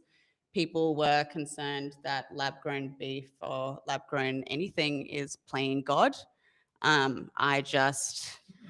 That is not where I thought you were. I thought you were going to mention whether religious authorities would declare it to be in line with dietary laws, but playing God is not. Yes, playing God was actually mentioned several times. I actually didn't even think I had that many heavily religious people in my circles, but they made it into my survey. I'm glad they did, honestly, because it was good to hear these perspectives. I just think that really highlights how untransparent, is that a word, the beef and egg and dairy industries are, because I think these people may not be realizing that every animal that they eat was bred into existence via artificial insemination. They were raised on formula. They were selectively bred to grow much heavier than their body weight. For example, chickens that people are eating, their bodies are collapsing because they've put so much muscle on that their legs can't carry them. And that's when they sit on a farm floor in their own feces, and that's when disease spreads. So yeah, there's just a huge lack of understanding of how these industries work. Obviously, that's how they thrive. That's a whole conversation of its own. But it was just really interesting to see how common these misconceptions are about the ethics and the environment and the science of alternative protein. Yeah, and just on that note, I was part of, I did a study where we looked at the nutritional and sustainability claims of plant-based meat versus the red meat sector. There's very little information out there on the sustainability of red meat in Australia. Like, there are some studies, but they're fairly spaced out and not that like in a time sense, but also they're not that comprehensive. And then when you look at the funding sources for some of those studies, Meat and Livestock Australia have a very strong hand in I guess, driving research and also therefore driving the narrative. Yeah.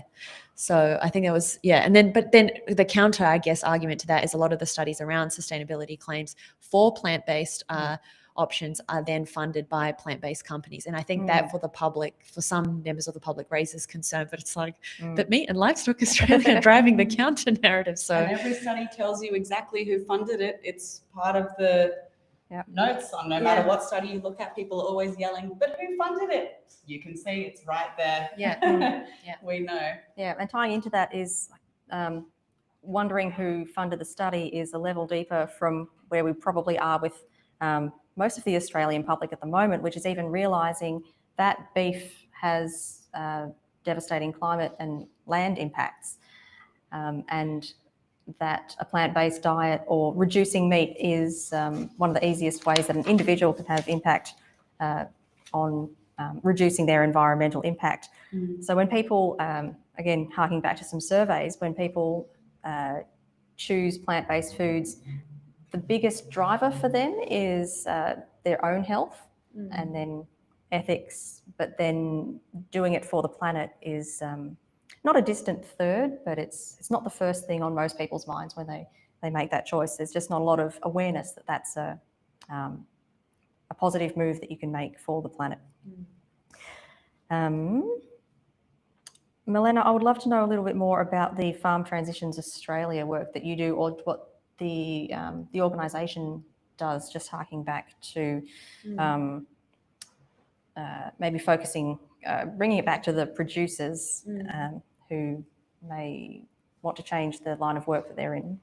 Yeah, so Farm Transitions, it's a small not-for-profit organisation that kind of operates in the kind of liminal space between like what farmers want to do and can do and what government is telling them to do or offering in terms of opportunities in or out of the farming sector.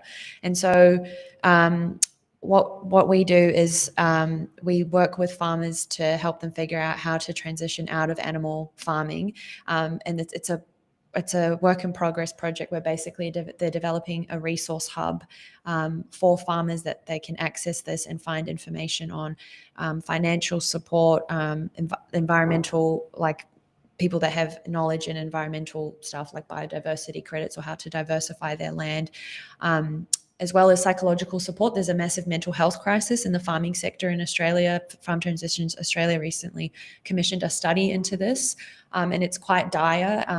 A lot of that also has to do with the fact that there's massive, obviously with climate change and the massive risks that are associated on farm to do with drought and flooding or uneven rainfall patterns that are affecting production on farm.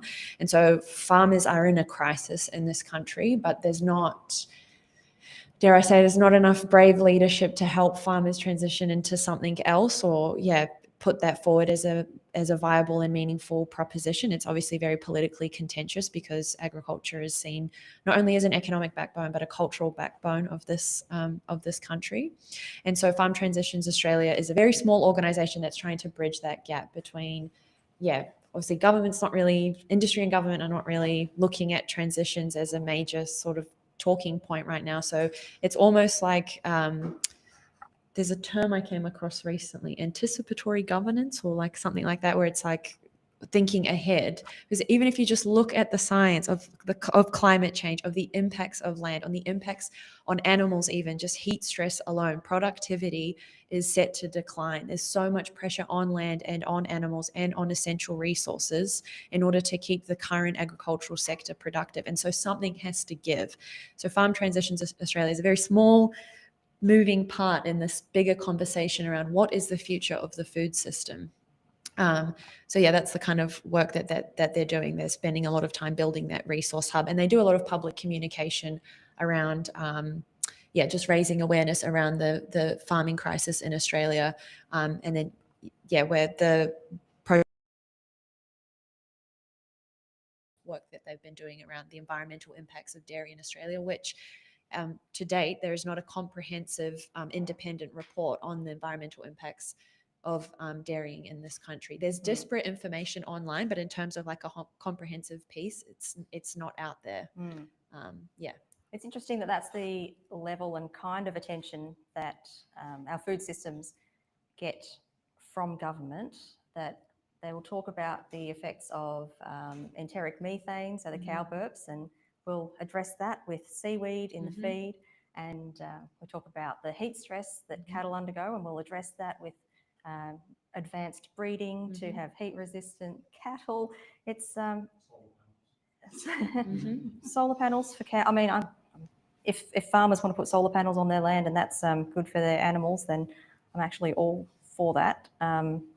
But these seem like very tinkering around the edges kind of policies. So it's sort of a lack of attention from government, which is funny because, not funny, haha. It's strange because Australia is such a big exporter of food, so it is something that should have a lot of attention. Does anyone have any questions? We've got about 15 minutes and we can keep, yes, should I come over here and... Well, maybe just to summarise the question. Yeah, I'll repeat your question. Doesn't come through.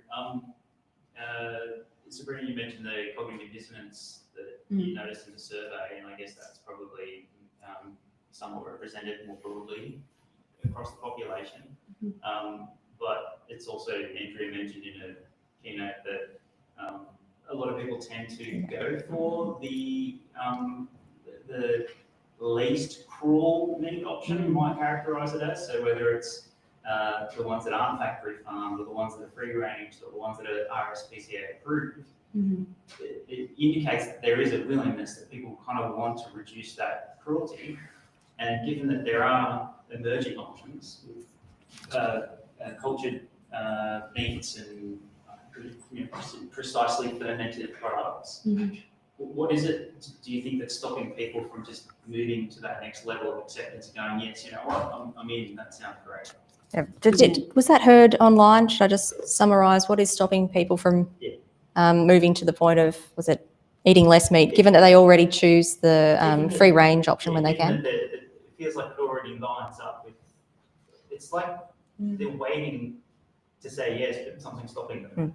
Yeah, so I've met so many people that say, oh, if I could eat meat grown in a lab, I would do it instantly. The sad part is that it is not that scalable in our lifetime, and to meet or to really fight against the climate crisis that we're having at the moment, people will need to be more accepting of the options that we currently do have accessible in the meantime, while continuing to support these new sciences that can bring us products like such.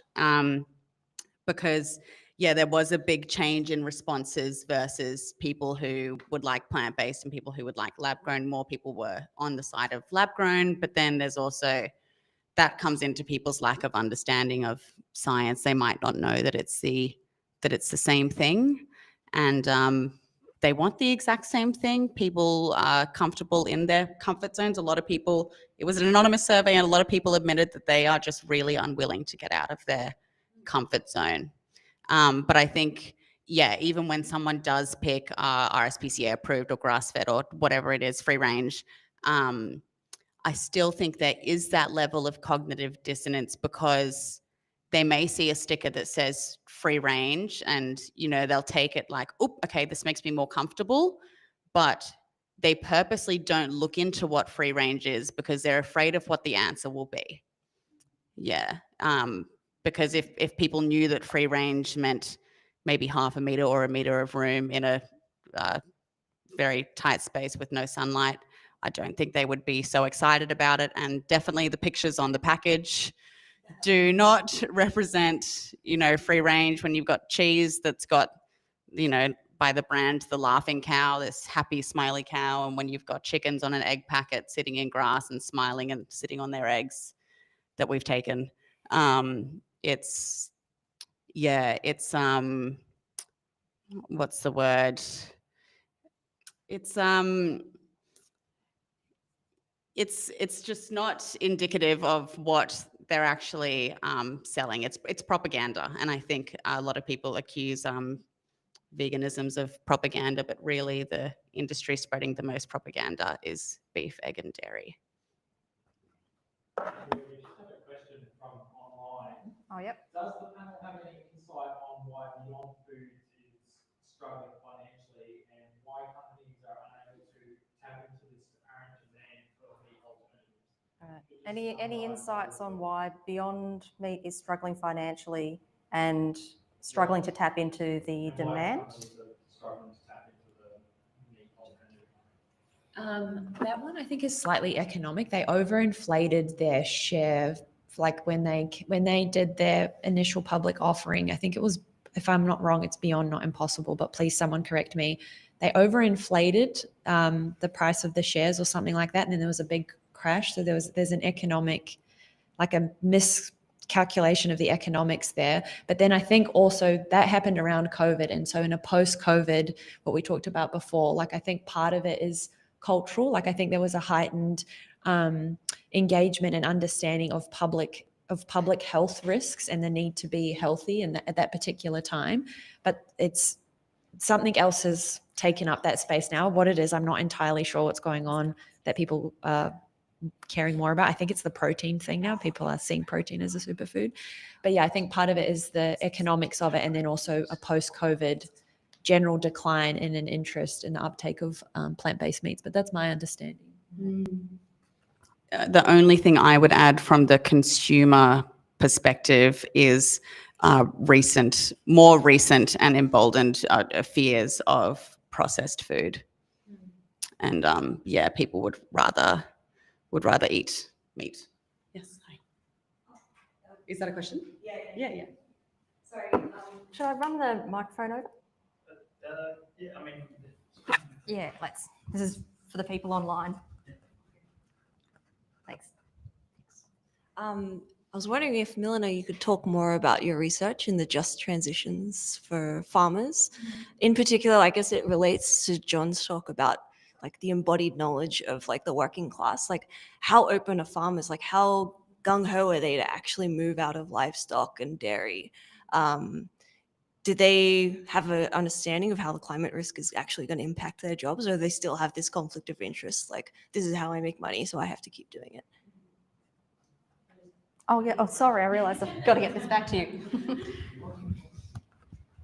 I should unclip my microphone. It's not a homogenous response. So when you go on farm and you talk to farmers, like I think there's I think people, like the general public, or at least even my understanding of how like farms work, is that they kind of all do the same thing. But you can go to one farm and then the next door farmer will have a completely different worldview and set of operations, even if they're farming the same thing. So I can't say, I would love to say that all farmers are acutely aware of the climate risks and are acting accordingly, but that's not the case. There's a generational rift. So you'll have like older farmers that are very much like, well, I've done this my whole life. It's intergenerational. Why do I need to change? The greenies need to shut up. But then there's also some farmers that are like, I had a farmer say to me, well, 20 years ago, if you said you cared about the environment, you know, or your land in any sort of emotive way, you were seen as a tree hugger, and that was like, boo. And now it's something you're supposed to care about, like especially in the New Zealand context, like that sort of clean green imagery is like something that the public deeply care about. And so for farmers, it becomes very important that they exercise some level of environmental stewardship. However, I would say that in some cases it's highly performative, but whatever, that's a different conversation. So in terms of willingness to transition, it's varied, and it also depends on the messaging that they're getting from industry and also from government. So if they feel highly regulated, it's a disincentive to do more or to care more, because it becomes more resource and cost intensive for them to engage. And then industry are not going to push farmers the industry are going to tell farmers to keep going. And farmers are also tied to cooperatives. So they're tied to cooperatives like the processor that will take their milk, but they're also tied to cooperatives like the fertilizer companies. So they have a stake in the operations. They have a financial stake in all the, like, yes, obviously they have a financial stake, but it's more than that because it's a cooperative model. So that's where they're also getting their information from. So it's highly complex. I would love to say that all farmers would love to transition, but it's not necessarily the case, for all farmers. I don't want to paint farmers in a bad light either. They're doing it tough. Or as a monolith. Yeah. So I think did you have a question before? It's your first one. Yeah, Okay. I'm seeing a big uptick in collagen as being promoted. Everything is like, if you walk into the supermarket anywhere, you walk in and it's collagen. If you do some research on collagen added to things like, say, face cream, for example, and you pop it on your face, it's not going to do anything. But this is sort of tied into trends and the industry. I see the meat dairy industry with billions of dollars to spend. I see the plant-based industry almost broke. And so I think it's like how we get the message across. I see extreme veganism doing a lot of damage sometimes to this issue. How can we get around this? Yeah, it is such a complex and such a significant issue. Definitely, with the point of extreme veganism, I think that's the reason there is a lot of disdain for veganism. Even disdain for veganism was an exact selectable point that I put in my survey, and it is one that people clicked on. People just feel judged by vegans. I think vegans have a reason to judge them.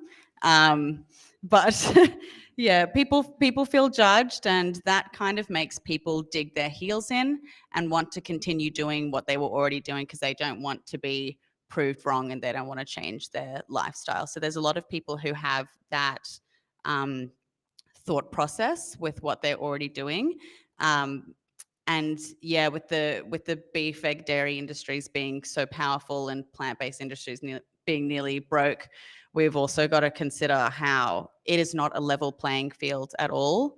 We know that these animal industries are being given huge government subsidies in governments all around the world, and plant-based industries are not being given the same thing.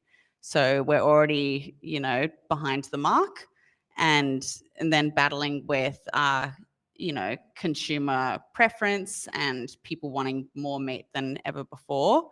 It's going to take a long time to get more people on board, unfortunately. And that's why I think that just every small step you can make, whether it's just having open conversations with friends, educating people. I have found myself that my most productive form of activism ever, more than sharing terribly graphic videos that people see and they don't want to watch my social media ever again, is showing my strength and my health and making people aware that this is possible. I'm someone who is doing a master's degree. I'm working. I've got a busy life. I've been eating plants only for 4 years, and I can lift 2.5 times my body weight. And I'm fine. I'm doing okay, and it's possible. So I think more people just need to be showing off in an accepting and friendly way that this lifestyle is possible, and it is also just a really beautiful feeling to align your actions with your conscience. I think humour and sharing recipes is a great way to go. 100%. So did you have a question still? Yes. I've got a loud voice. Oh, it's for the people.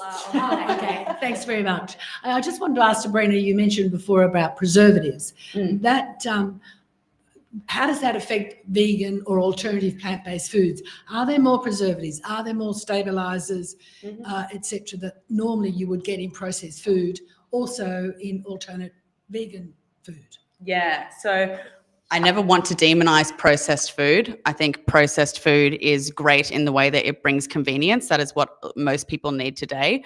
Ultra processed, I will absolutely demonize ultra processed foods. At the end of the day, you just want to limit things. There's no reason that you can't have a French fries every now and then, or anything that's ultra processed. But preservatives, you can check on the label for anything. I don't think you should be afraid of something just because it's being labeled with an E and a number. One of the subjects I'm studying at university right now is advanced food chemistry.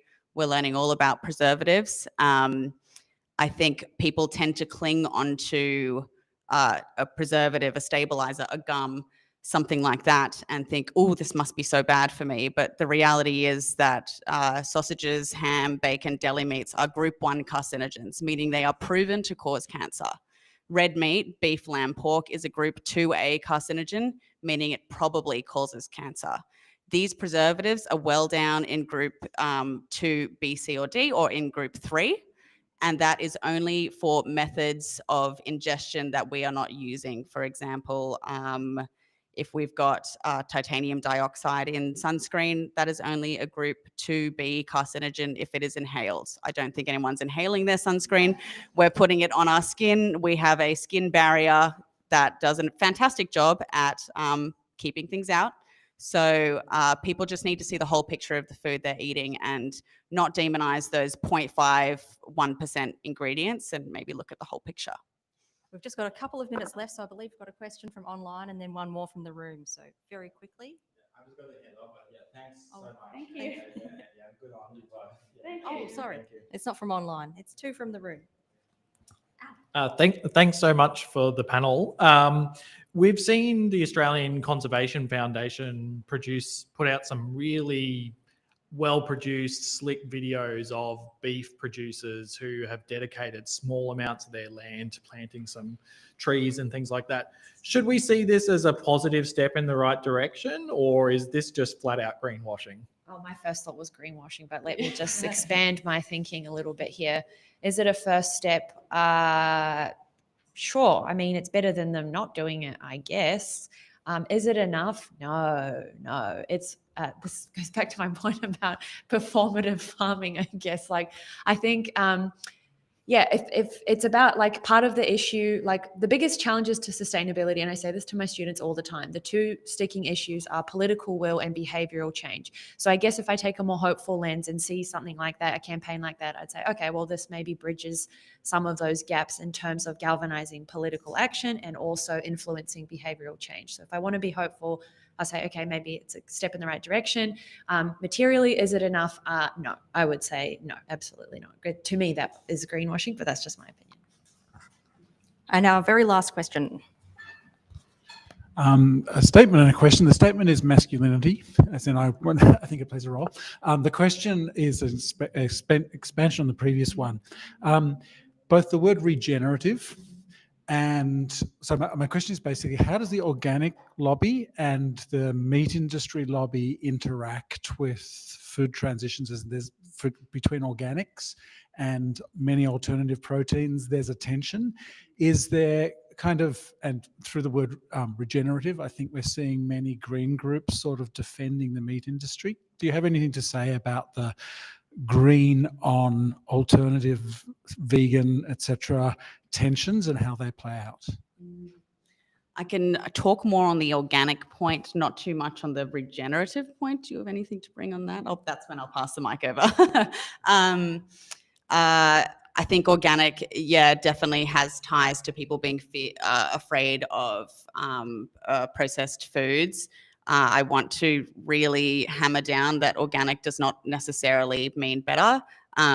Organic food does not mean that it doesn't use pesticides. Organic food means that it only uses organic pesticides, which oftentimes have less regulation and less study than synthetic pesticides. So a lot of people just don't understand that at all. People lean towards, organic grass-fed butter. Great. It's still really high in saturated fat, and you should probably still have a butter made from an oil or nuts and something with mono and polyunsaturated fats. But that is definitely a path, as you said, that the meats and egg and dairy industry cling on to because they can claim that their products are organic. And it's just another area with process that people tend to fear. I do see so many plant-based products also labeling themselves as organic. I think that's just another small area of the market that's always going to introduce battles on both sides. But a lot of people who claim they only eat organic grass-fed beef are often shoving hamburgers down their throat every weekend anyway, and drinking alcohol and smoking and vaping. So there's just a disconnect, I think, in people's attitudes, and they'll lean towards organic when it backs their argument, but that's not actually the way that they eat all the time. And with regards to regenerative farming, it's a sticking point within the among farming communities, because what does it mean to be regenerative really? Because all farmers are effectively regenerative, otherwise they wouldn't have a productive form of income. They have to constantly manage their land, manage their animals. So in some capacity, you could see that as regenerative. But it's when you start to bring sort of other kind of moral or philosophical underpinnings around what it actually means to be regenerative. And I think that's when the sustainability kind of discourse takes hold. But within farming communities, there's a growing tension between the growing regen movement, and then farmers that are seen to not be regenerative. To be a regenerative farmer comes at a cost as well. It's a different form of input. It's a different form of farm management that not all farmers can afford to participate in or know how to participate in. There's probably also just some level of cultural resistance as well if it's seen as a greenie movement. But I also think it's important to be critical of regenerative as a term or as a practice, especially when it's co-opted by Meat and Livestock Australia, and they're putting out narratives around how regenerative Australian beef and livestock is. I think that's at that point, I think it loses its it loses its, I guess, I don't know, what would the word be? I don't know. It's Integrity. Integrity, I think, is the word. I don't know. I wouldn't trust the word regenerative coming from Meat and Livestock Australia. I think they just co-opt that. So it's a form of tension, and it is. It's advertising. It's a bit of spin. A more favorable term is something like agroecology, but even agroecology is now also being debated amongst scholars and other people. Yeah, so I don't know. It's also perhaps sometimes a debate of semantics, which then deviates from the actual conversation, which is what is the future of the food system, whether it's regenerative or not. Something needs to change. Yeah. Well, thank you all for those fantastic questions. I think we've been over that government is not giving this issue enough attention. And we have our primary producers who have, of course, a tie to the land and economic ties to their business, who might not be able to access information about pathways if they want to change the business that they're in. But on the plus side, we've got peak bodies like the National Farmers Federation who are making it desirable for farmers to talk about being environmentally aware. So that's a positive. And on the side of consumers, there are knowledge and education gaps, which is also difficult when we're up against the established animal agriculture lobbies who put disinformation out there. And then there's also how to work with alternative proteins. And of course, the product must be good. People aren't going to buy it if it doesn't fit into their budget and they don't like it. So plenty to go on there with. And thank you so much to our panelists, Dr. Milena Bojovic and Sabrina Woods. Thank you.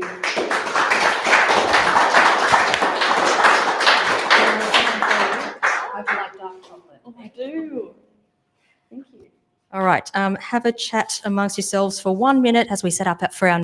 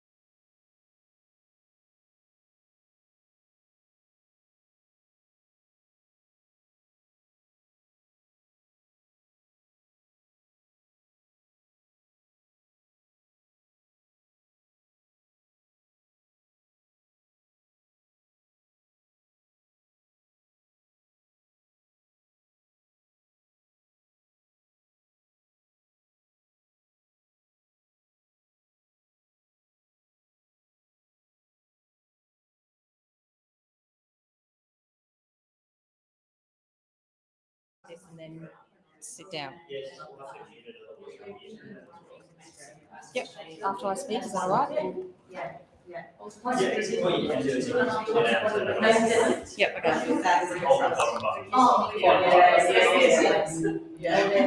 All right, everyone, we'll get on to our next speaker.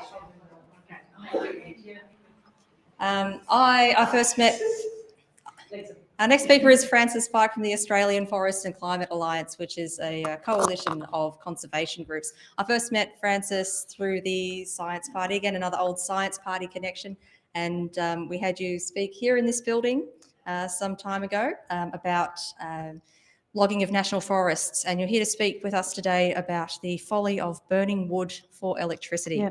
Thank you very much. We were talking that time about the attempt by the Abbott government 2015 to enshrine logging native forests as carbon neutral.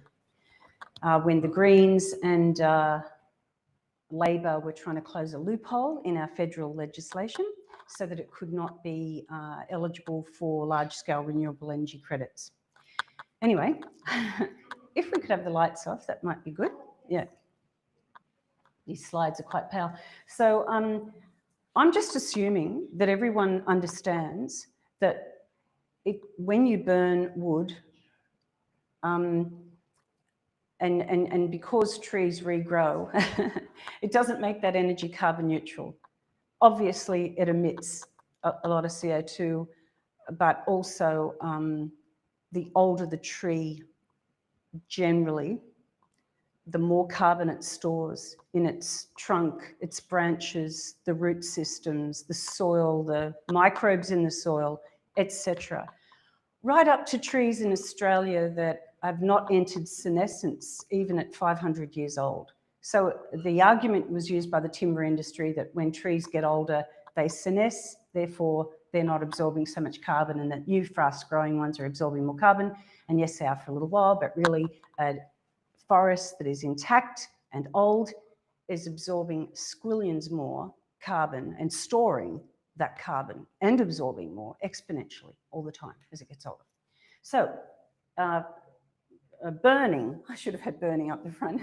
Burning forest biomass is not a renewable, sustainable source of energy. 2020, I went down to this inquiry in the middle of COVID in the Jubilee Room, Parliament House, looking into the sustainability of our energy supply. And it was a fantastic opportunity to talk about this because of the bioenergy push that's been coming in Australia, pushed largely from where I come from.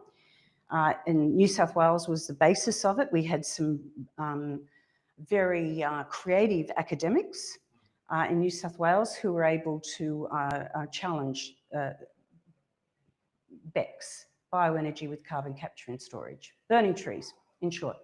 So we have Bioenergy Australia, et cetera, et cetera. Now I digress from Redbank, I shouldn't, but this is an ongoing push and it hasn't stopped and it's not going to stop. And that's why it's very important that even though Redbank Power Station has not been approved, I'm going to talk to you about why it hasn't been approved and the dangers. Now, for those who don't know about Redbank Power Station, basically what it is an attempt to rejig a power station at Warkworth near Singleton that was burning coal tailings, the tailings of coal and blah, blah, blah.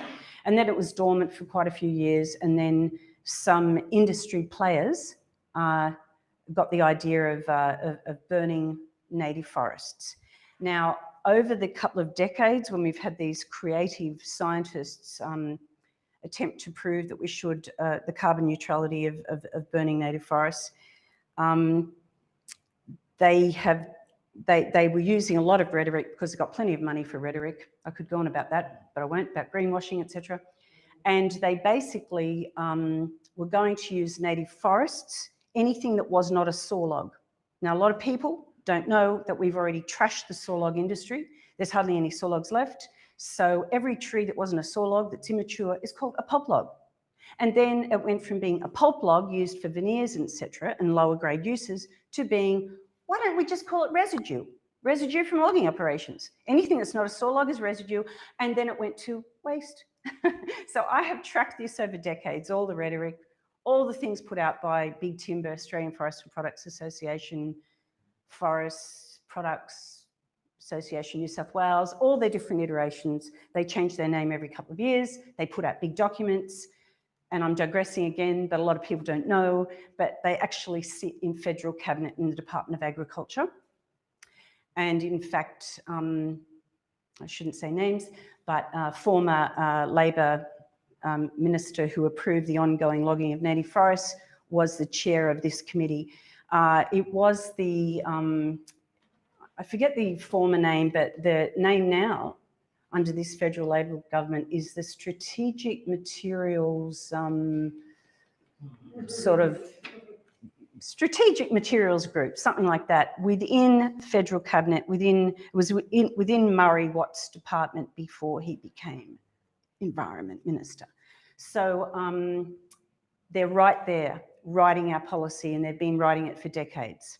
I want to say more about who's writing our policy later. Okay, so I really should get on with this because I could say too much about it. So this Liberal inquiry, Liberal government was in place at the time, had Liberal and National Party members in the middle of COVID, but it had Alex Greenwich, independent, as chair, and it had one Labor guy. At the time, Labor had been against, in 2015, Labor had stood up against Abbott when he tried to not close the loophole about letting our native forests be burnt, okay?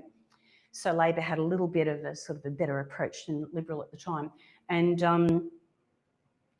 it was unbelievable that this Senate inquiry unanimously found that burning native forests is not carbon neutral. That was unbelievable. And they also recommended that the Protection of the Environment Operation Act, which had been changed since 2011 to allow burning native forests, it's a New South Wales Act, they also recommended that this law be changed.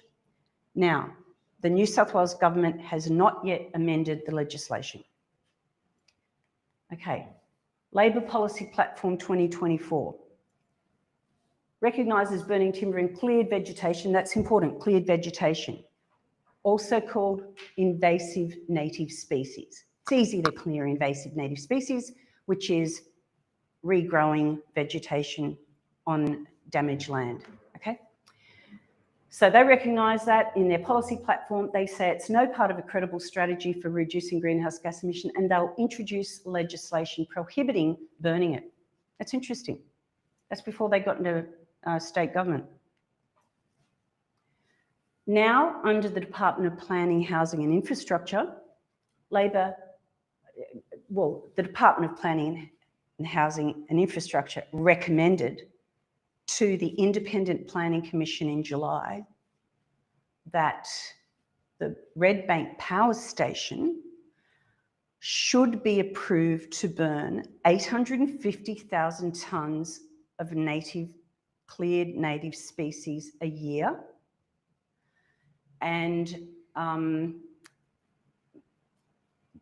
originally it was going to be a DA modification,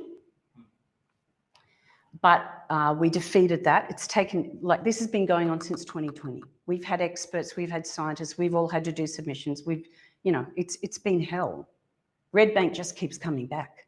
So originally it was going to be a DA modification, then it went to a full environmental impact statement. So we defeated that as a modification in Land and Environment Court because the feedstock was going to be different, wasn't going to be coal.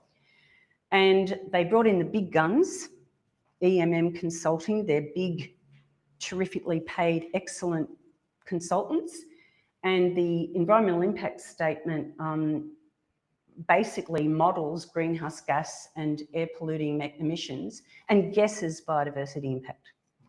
And it's very interesting because the 850,000 tonnes of wet vegetation, which would be processed between where it's gathered, which is up hundreds of kilometres away, and brought to Singleton, Warkworth, in double those big diesel trucks operating 24 hours a day, 7 days a week, burning, bringing 850,000 tonnes of cleared native vegetation.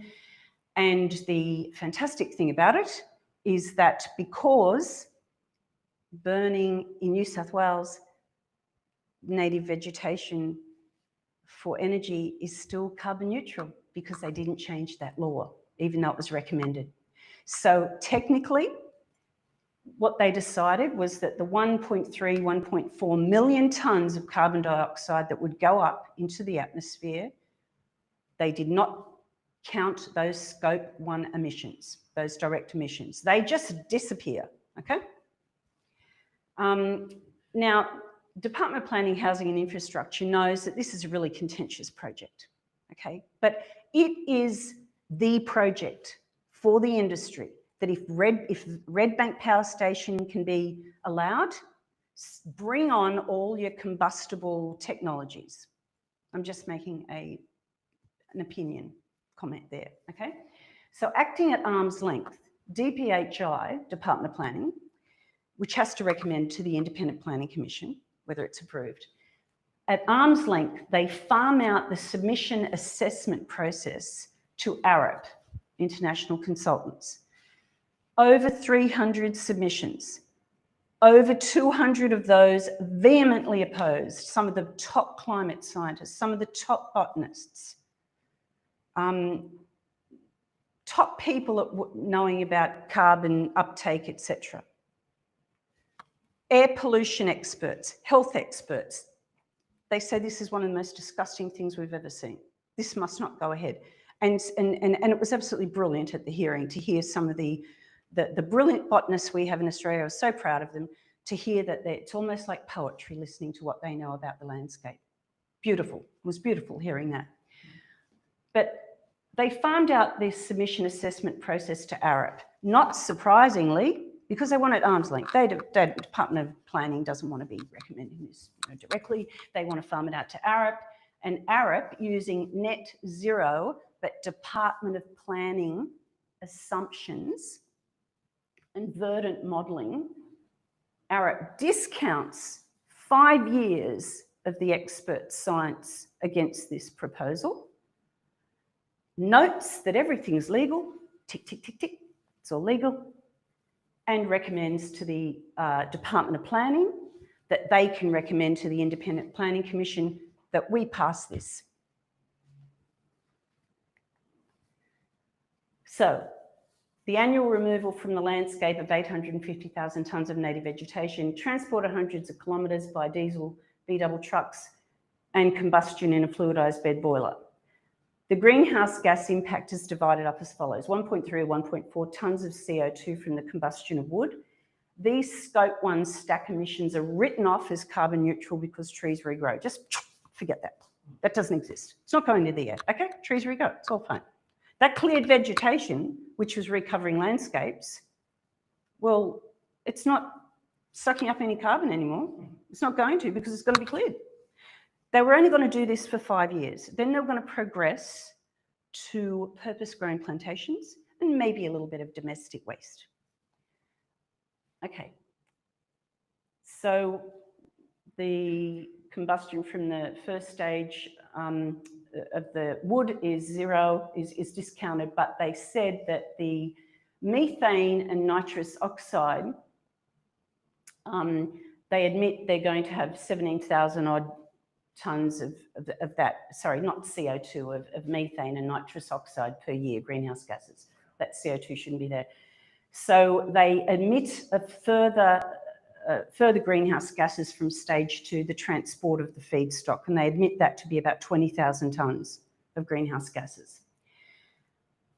But incredibly, as the proposal scope 1 emissions don't exceed 100,000 tonnes of CO2, because we discounted that 1.3, 1.4 million, that doesn't exist, okay?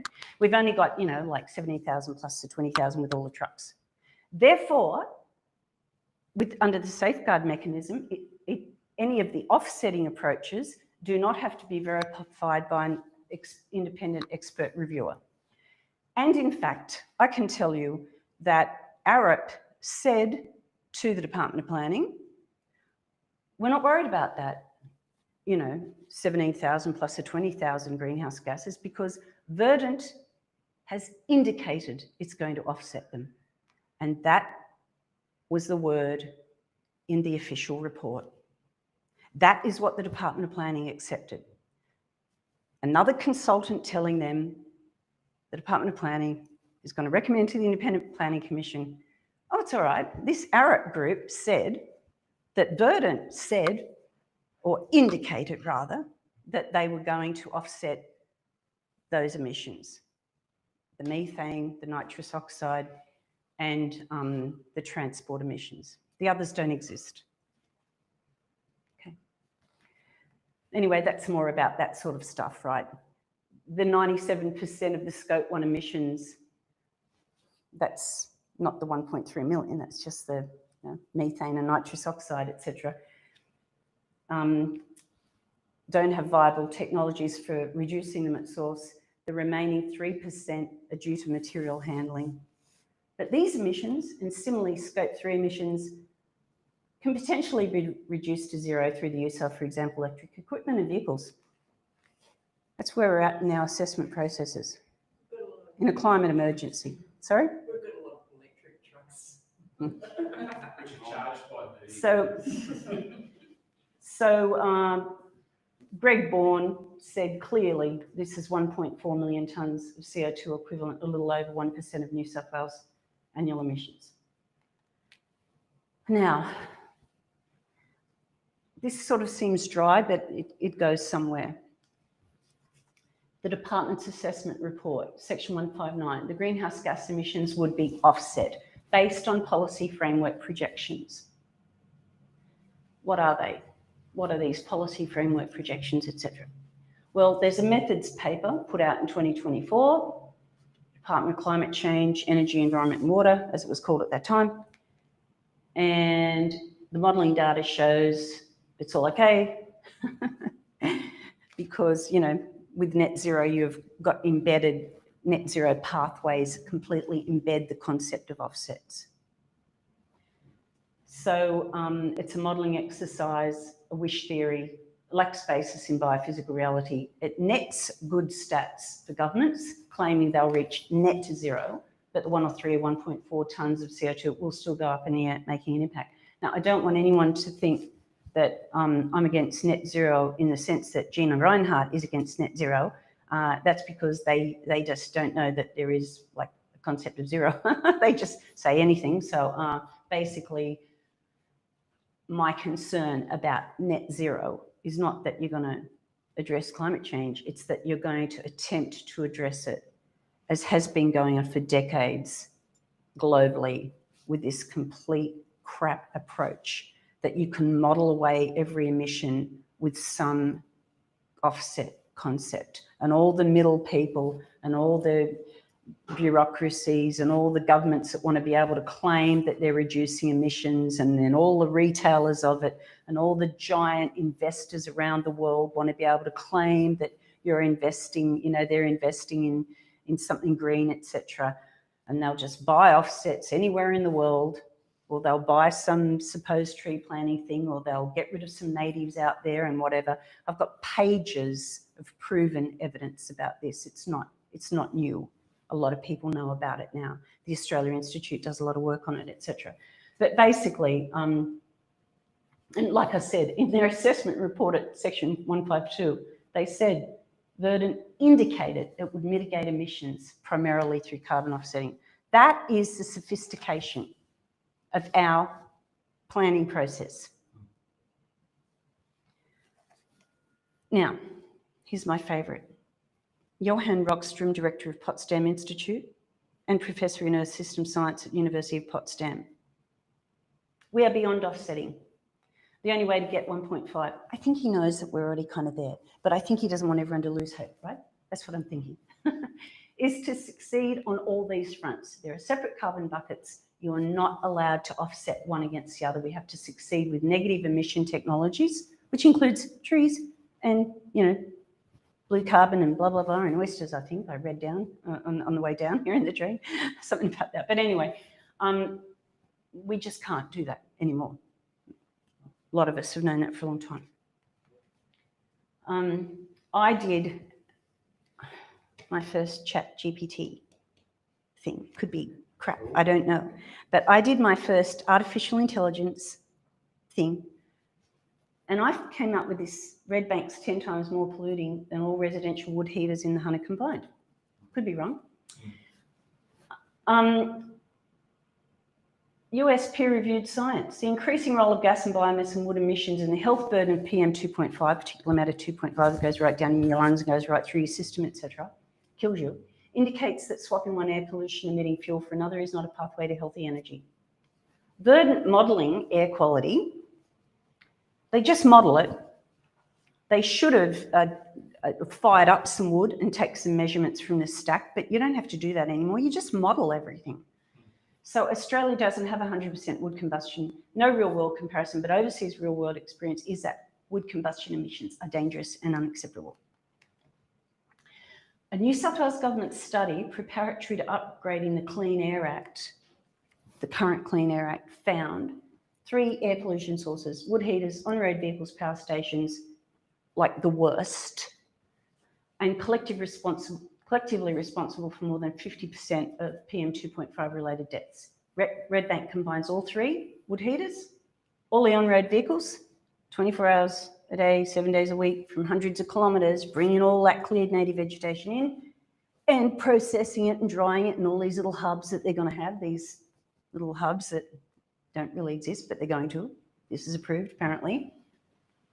So it combines all 3. It's wood heaters, on-road vehicles at industrial scale. Dr. Tate, who was down at that inquiry into the future of New South Wales' energy supply, said a lot of the air pollution in Sydney comes from Hunter Valley power stations. It travels all the way down the east coast, and I looked a couple of years ago when I did another submission for Redbank. You could just see they had all the plumes and they'd taken all the measurements, and you could see it going across all the population centres and where it travelled, etc. Reducing wood smoke pollution because of the wood heaters is a priority outlined in the Upper Hunter, like a big priority, because there's no evidence of a threshold below which exposure to PM 2.5 does not cause health effects. Australian Health Standing Committee, etc. So it's ironic to recommend for our Department of Planning to be recommending an industrial scale wood combustion power station when for years New South Wales government has funded buyback schemes so people can move from their polluting wood heaters to safer heating forms because of the acknowledged grave danger. All of that's ignored. Plain speaking economics. From the assessment report, 330 construction jobs for 10 months, maybe 60 operational, 330 jobs disappear after 10 months. The department considers the project to have a net value of $901 million to New South Wales economy across the first 25 years. But the New South Wales State of Environment report states air pollution from fine particles estimated cause $3.3 billion in health costs each year in the New South Wales Greater Metropolitan Region. Will Redbank, it's my question to the committee, was will they be able to offset its impact on New South Wales health? I'm sure they'll find a way. I'm sure there'll be a model. In fact, they do have models.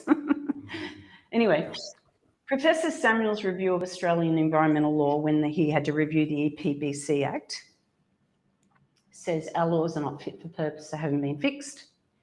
The legitimate concerns of scientists and a vast cross-section of the community, represented by the majority of the submissions vehemently opposed to this proposal, are being silenced or rendered impotent through the inadequacy of state legislation and policies subject to short-term governance. The IPC finally rejected Redbank's proposal, but not for the reasons it really should have.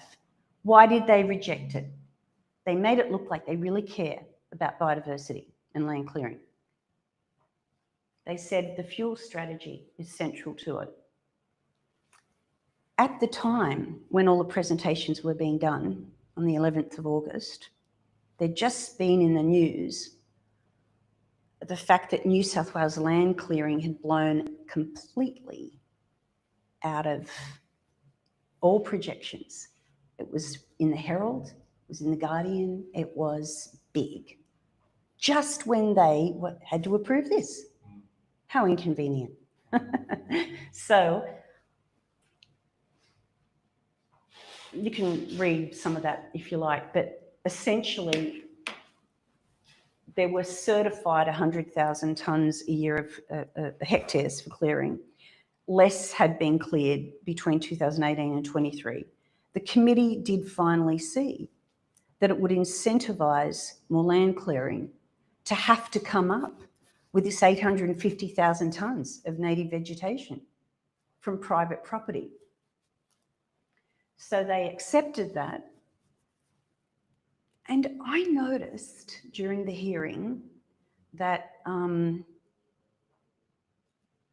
commissioner, every time there was anyone who talked about this aspect of it, not the air quality aspect, not the carbon neutral, not the CO2 going up, but every time someone talked about the clearing or the feedstock, the question was asked,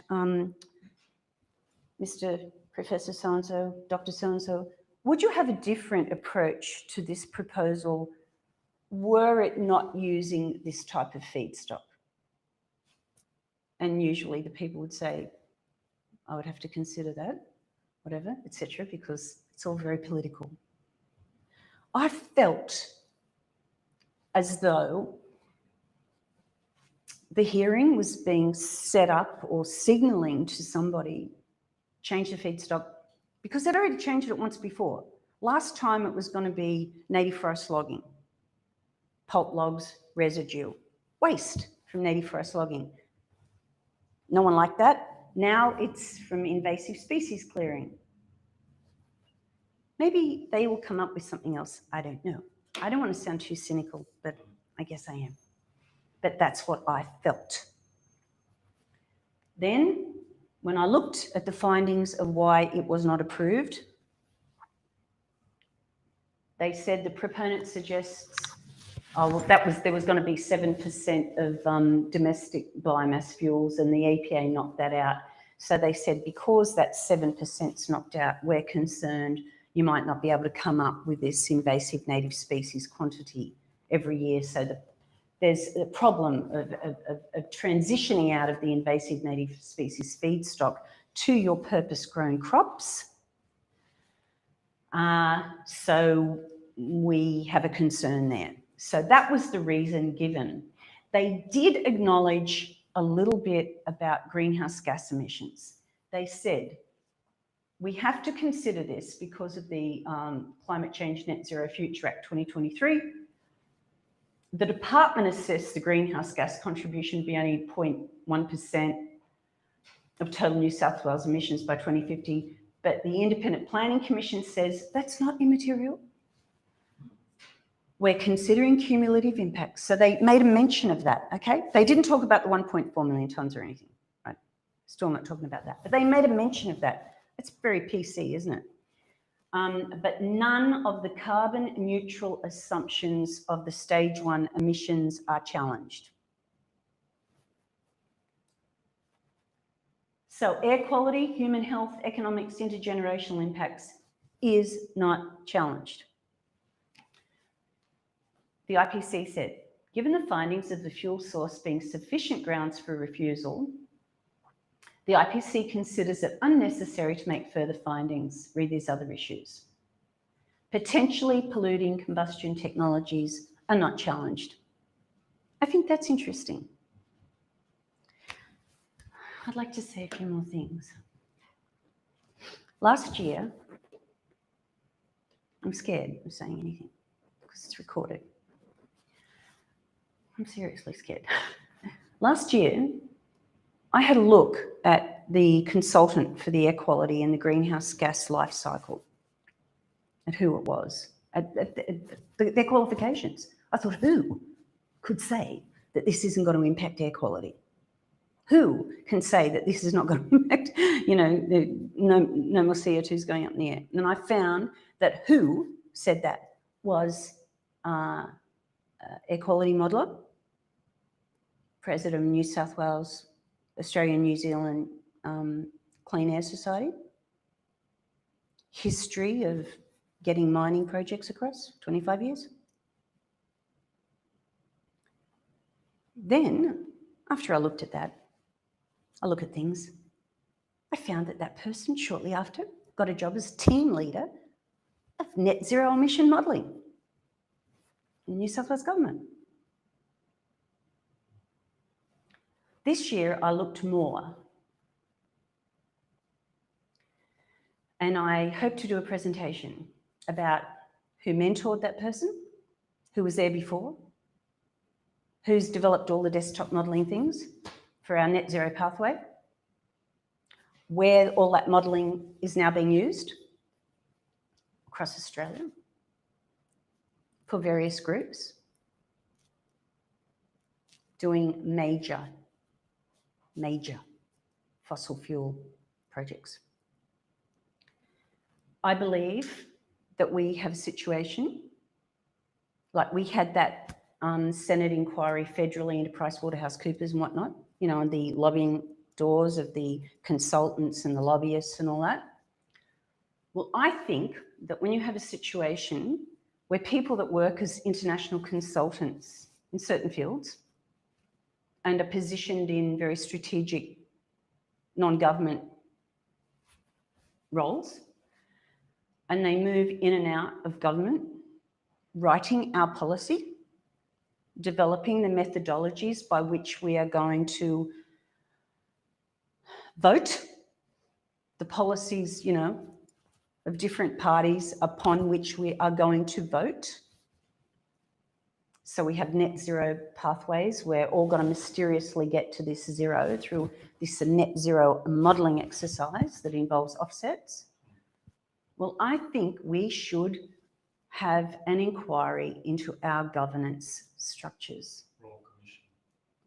I just want to find a way of presenting this information safely, because what I found out since I did my last submission for this Redbank thing in August, I couldn't believe I'm not writing another one. I am writing another one of these. I could not believe it. And then I thought, oh, I might just have a look more at that dirty stuff that I saw last year. Boy, oh boy. I have been around a long time in the environment field, a long time. I have seen a lot of things, reported on a lot of things, been in trouble, but I have never seen the intricate choreographing. I mean, I knew it. You know what I mean? You know stuff, and then you look at it and you see that it's exactly as intricate and well orchestrated as you thought. So I just leave you with that.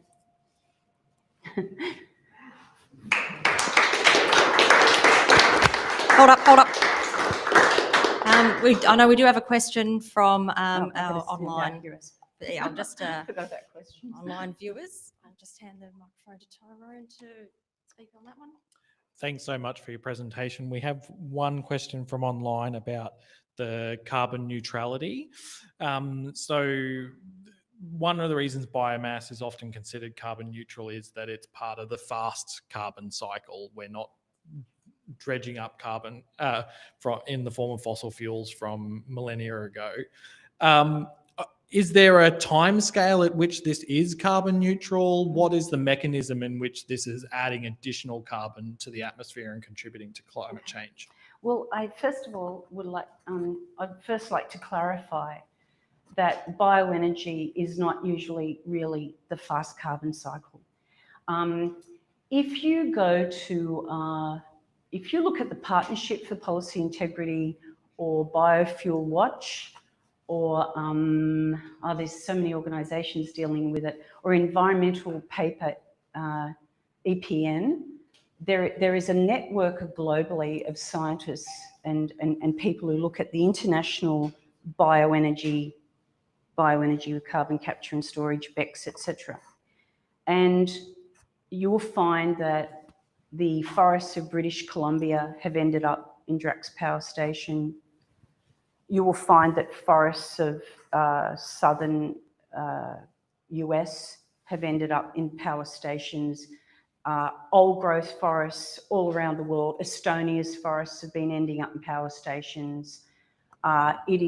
Nothing is stopping old growth forests going into these power stations. So this it simply isn't the case that it's just purpose-grown crops all the time that are then put into a bioenergy plant. There has been a great deal of work done on the time frame, and the point is we don't have any time. That's the point. We don't have any time left to throw more emissions into the atmosphere. We just don't. And all our forests and vegetation need to suck carbon dioxide out. That's it. You've heard it from Professor Johan Rockström, and he's a better expert than me. Anyone can look at the work of Professor Brendan Mackey in Australia, Griffith Institute.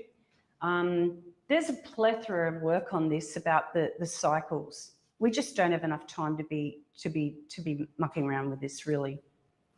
Yep. Thanks again, Frances, for illuminating all these shenanigans that go on under our nose and in our name, and also for pointing out that net zero as a concept does lend itself to the concept of offsets, which needs to be very carefully monitored. And I should mention Frances has travelled to be here today. So thank you again, Frances. I've got a little something.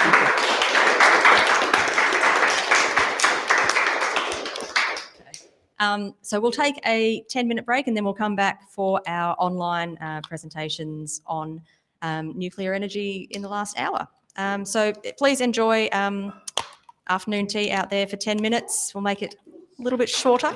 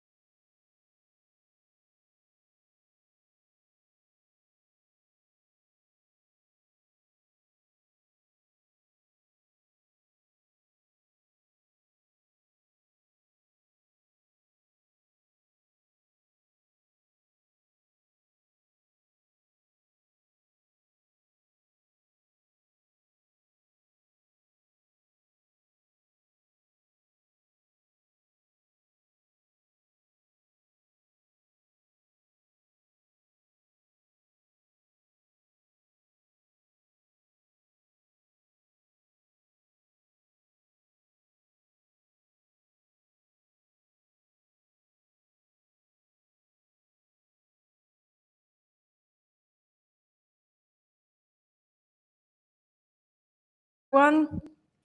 To round out our afternoon, we've got two presenters speaking remotely on nuclear energy. And the first of those is Helen Cook, lawyer, principal at GNE Advisory, which focuses on the nuclear energy sector. And Helen wrote the book, literally wrote the book on nuclear law. Oh, there you are. Hi.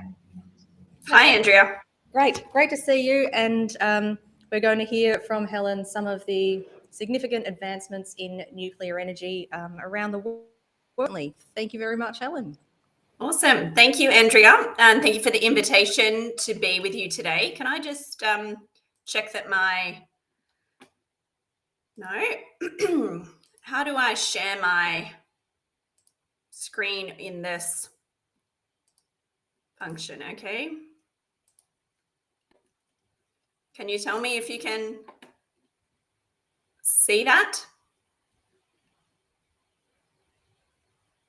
No?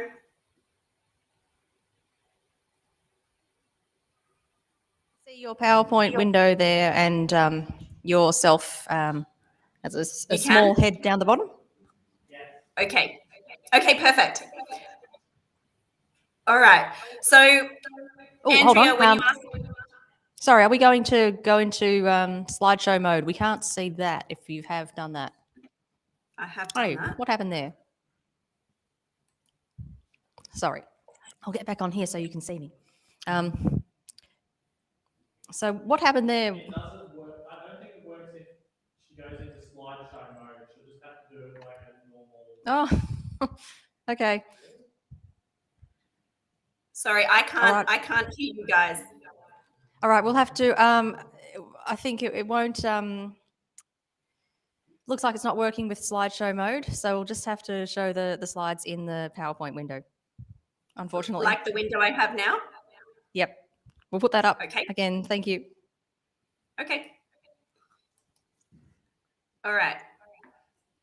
You need to share your screen. Okay.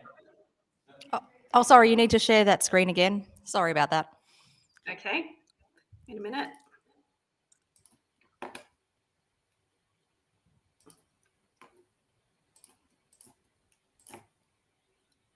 All right, we got you. How's that? Got it. Okay. Perfect. So, Andrea, when you asked me to speak today, I really wanted to say no because I've just returned from almost 2 weeks away from my kids overseas, and the Bledisloe Cup, the first match, is also being played right now. So I really wanted to say no, but in the end, I couldn't because I have just returned from the IAEA's annual general conference, and I knew that I would have sort of lots of updates and be inspired again about what is happening out there globally in the nuclear energy sector after feeling rather deflated earlier this year, considering what happened at our recent election. So I said yes, and I'm very happy to be able to share some of what is inspiring me in the work that I do, which is to advise both newcomer countries on setting up their laws, their institutions, and their regulatory frameworks in advance of the introduction of nuclear energy, as well as working on projects. So working on the procurement and construction contracts, and then implementing those contracts for actual new build that's occurring around the world. And I work on projects from Egypt to projects in the United States and Canada. So I thought what I would do is do a bit of a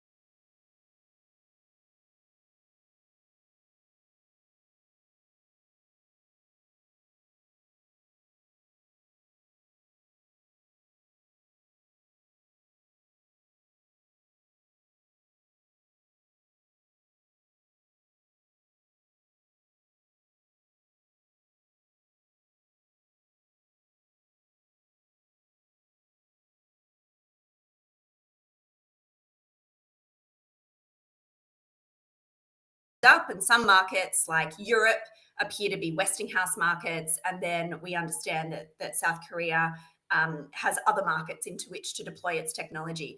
We may not see them competing again in markets, and if you're an owner in this space, I don't think you love that, but that may be the outcome of the end of those disputes.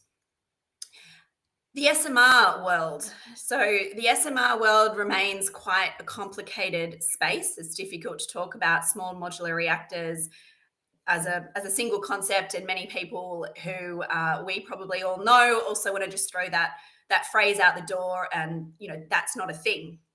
Wherever you stand on SMRs, I think probably you will agree that it's very difficult at the moment to pick winners and losers. So I've just grabbed a few slides here from a presentation that I gave a few weeks ago in a newcomer country that wants to start a nuclear procurement. They're focused only on the SMR market. And I just grabbed a few slides from that presentation to just make the point that it's actually quite difficult right now to be an entity that wants to procure small modular nuclear reactors, because if you're running a standard procurement, the whole idea is to try and make what you're procuring apples to apples, so you can do your cost comparison and other comparisons. If we're talking about large reactors, even that is difficult. They're not apples to apples, and it's very difficult to make the different offerings of the different vendors apples to apples to perform that analysis. But I say, the SMR market is really like a fruit basket, and actually this picture here probably is also inaccurate, because all this fruit looks pretty ripe and ready to eat, whereas in the SMR world, that is simply not the case. And sometimes when you're looking at it from the outside as an entity wanting to procure, and you're listening to the different vendors, it's quite difficult to determine from this fruit salad which are going to be the ones that are going to actually emerge as viable, commercially available for deployment. And so again, these are slides from a presentation I gave recently, but I do think that there is some consolidation around certain technologies, and I'll let this slide speak for itself. Apart from the Canadian case at the top, all of the rest are in Europe. And probably not surprisingly that Rolls-Royce has found a customer base there. But that what looks like consolidation, I always want to say, don't count other technologies out quite yet. This is not the end of the story. We haven't really got to the point where we know who's going to actually build and actually deploy and actually commercialize. But there are governments as well, including the United States, that are out there supporting technologies and doing government-to-government deals around technologies. Of course, this is right out of the Russian playbook. This is what Russia does when it is looking to do a nuclear project in a foreign country. It starts off as a bilateral deal, government to government, and then the state-owned entity under Rosatom comes in and negotiates commercial contracts. Of course, Rosatom is offering small modular reactors as one of its offerings as well. In the United States, we also need to watch the two projects that are being part funded by the US Department of Energy, with the X-Energy project with Dow, and then TerraPower building in Wyoming. And as I said before, these state-owned players, they also have their SMRs, whether it's the Chinese, of course, the Russians, and the South Koreans as well, have technology that they're looking to deploy at home and then commercialize for foreign countries. So quickly then, I just want to jump around the world a little bit. And again, this isn't the best use of my slides, I'm sorry, but I won't spend too much time on North America. There's a lot happening in nuclear in North America and Canada as well. Canada is where we are seeing quite a bit of SMR activity, but of course, the can-do technology is very strong, originates in Canada, strong in Canada. The Canadians are out there looking to deploy, and they're actually also in Vienna having various bilateral discussions. So The Canadians are, shaping up to export their technology once again, as well as being the host country for some SMR demonstration projects. So much activity in the United States, I really wouldn't know where to start. But of course, anything that sees the United States deploying technology at home with a view to exporting it, in my opinion, is fantastic, and we need as much of that as we can get.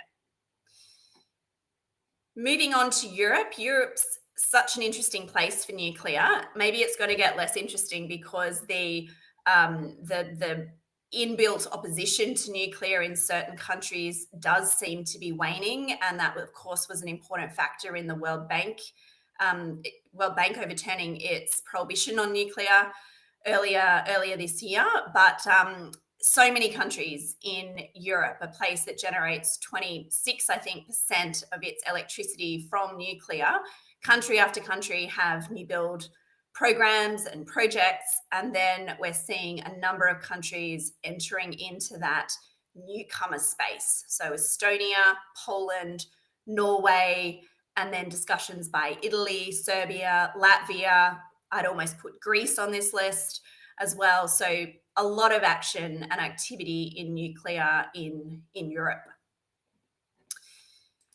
Africa. Now, there's only one country in Africa that currently has nuclear energy, and that's South Africa. Egypt, as I said, is building 4 large reactors on the Mediterranean. And almost, I'm not going to say every country, but so many African countries have nuclear aspirations. And many of them are in discussions with Rosatom, the Russians, the Chinese. The Americans are trying to get their foot in the door, but the state-owned entities really do well here.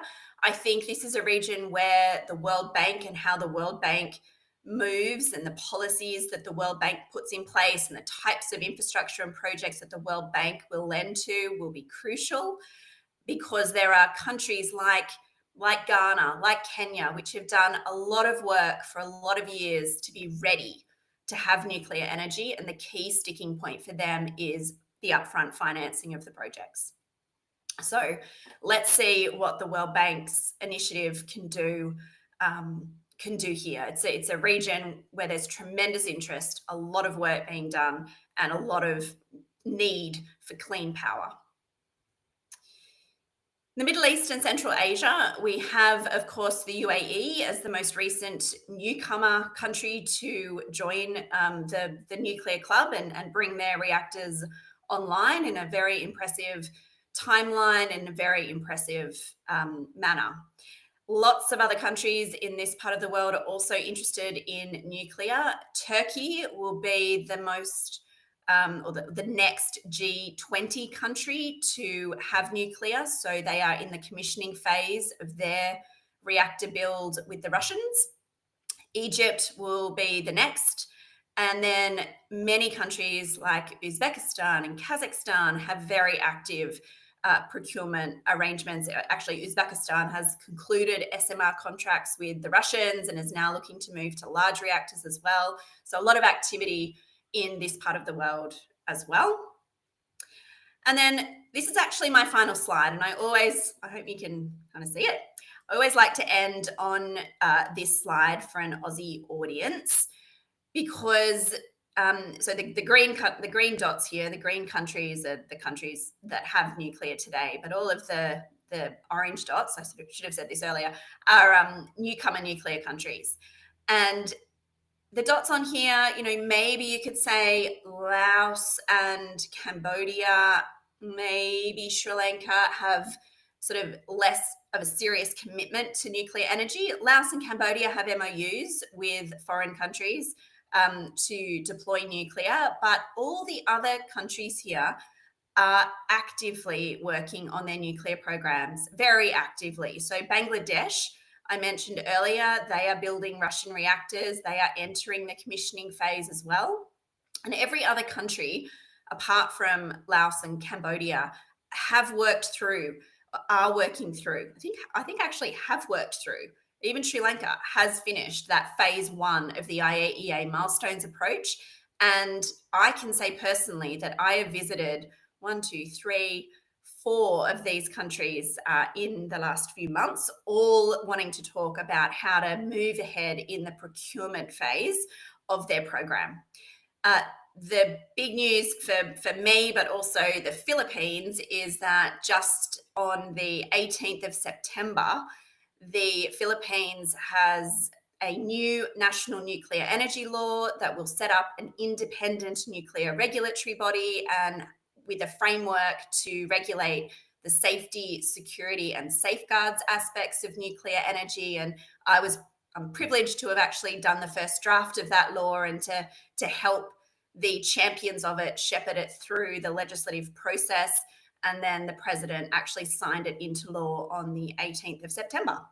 So the Philippines has a fully constructed nuclear power plant, the Bataan nuclear power plant, that was never commissioned.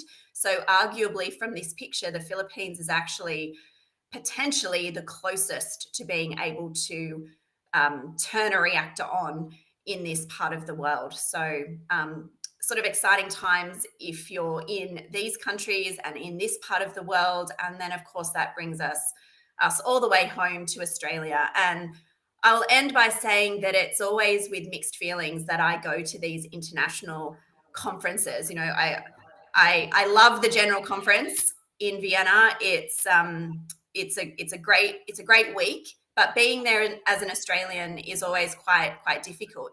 The Aussies actually held 2 side events this year. One of them was around nuclear forensics with the government of the Philippines, and it showcased bilateral cooperation in nuclear forensics between Australia and the Philippines. So it was very interesting. And then the Aussies also hosted an event that was focused on our research reactor, all the amazing things it does, including the medical radioisotopes that it produces. And I sat in that session and felt very proud to be an Australian. But, you know, you step out of that session and then you sit in the plenary and you hear country after country talking so positively about nuclear energy, taking such active steps to move forward. And you are left with a, you know, troubling realization that Australia really has a long way to go on this topic, and that we are just becoming further and further out of step with, dare I say, the rest of the world. But, you know, when you look at a picture like this, certainly many, many countries in our own region. And I'll leave it there. Thanks. Thank you so much, Helen. It seems like the biggest risk for us in nuclear today is the risk of falling behind. And it seems like we'd have no trouble getting a nuclear power plant built if we would lift the ban, except for the fact that we might be at the end of the queue with some of these vendors and countries that are willing to share their knowledge with us. Can I get you to clarify on the World Bank ending its ban? So when I read about the World Bank ending their ban on nuclear financing, they'd committed to SMRs, small modular reactors, and refurbs, but hadn't committed to funding new large nuclear yet. Did I read that correctly?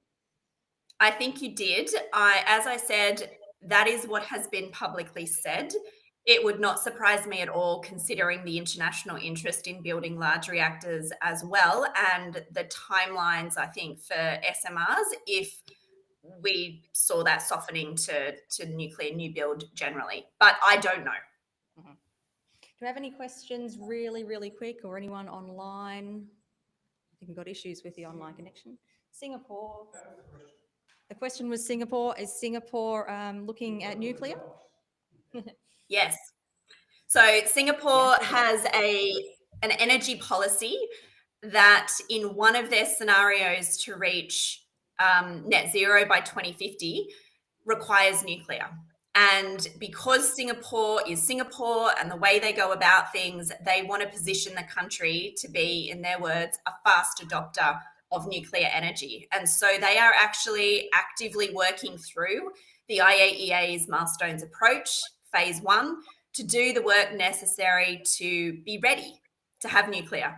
And that is that's a Singaporean way of doing it. I think it's a really reasonable, pragmatic, smart approach to what we don't know and what they don't know. Will they need nuclear or not? But they're certainly going to be prepared to adopt it if they find out that they do. That's an interesting point for two reasons. Firstly, because of the Sun Cable project, which is not progressing, where Australia was going to export all its solar energy via undersea cable to Singapore. Not all of it, all of it from that project. And the second point is that Singapore was the first country in the world to approve cell-cultured meat. And I think that gave Australia a lot of confidence in being able to approve it here. So that's a great point about Singapore. I think we might have to move on to our next speaker. So I'm going to say thank you so much on a Saturday afternoon when you've just got back from overseas, Helen, for joining us. And I hope you can catch the end of the game. Thank you for bringing all that information and your personal expertise. Thank you. Pleasure, Andrea. Thanks for having me. Bye. All right, now we'll get our next speaker set up. Oh, and here she is. Hi. Oh, that was a smooth transition. Good work on the tech team there. So now we welcome Jasmin Diab, who is a nuclear security professional and a member of the expert advisory team for the nuclear advocacy group, Nuclear for Australia. And Jaz is going to, having had Helen talk about some of the international developments, we're going to hear what's going on in Australia in nuclear from Jasmin. So take it away. Thank you very much for joining us. Thanks, Andrea and Tyrone and the WePlanet team.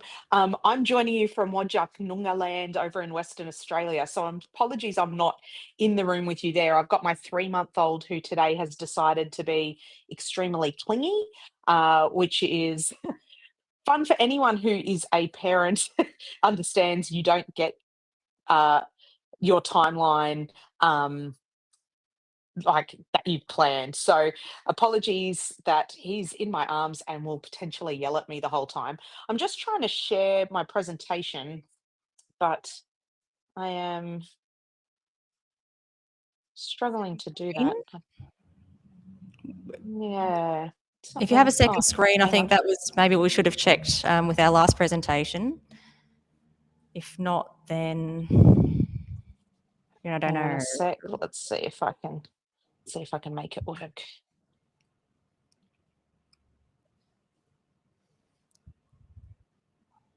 Oh, it's saying I need to restart Chrome to allow this to occur. Great. That's all right. Well, we'll bear with it. Whatever needs to be. I think better if we have to wait a couple minutes for something. Okay, I'll jump out and I'll jump back in. Yep. Have a little chat. Great. Thanks, Jaz.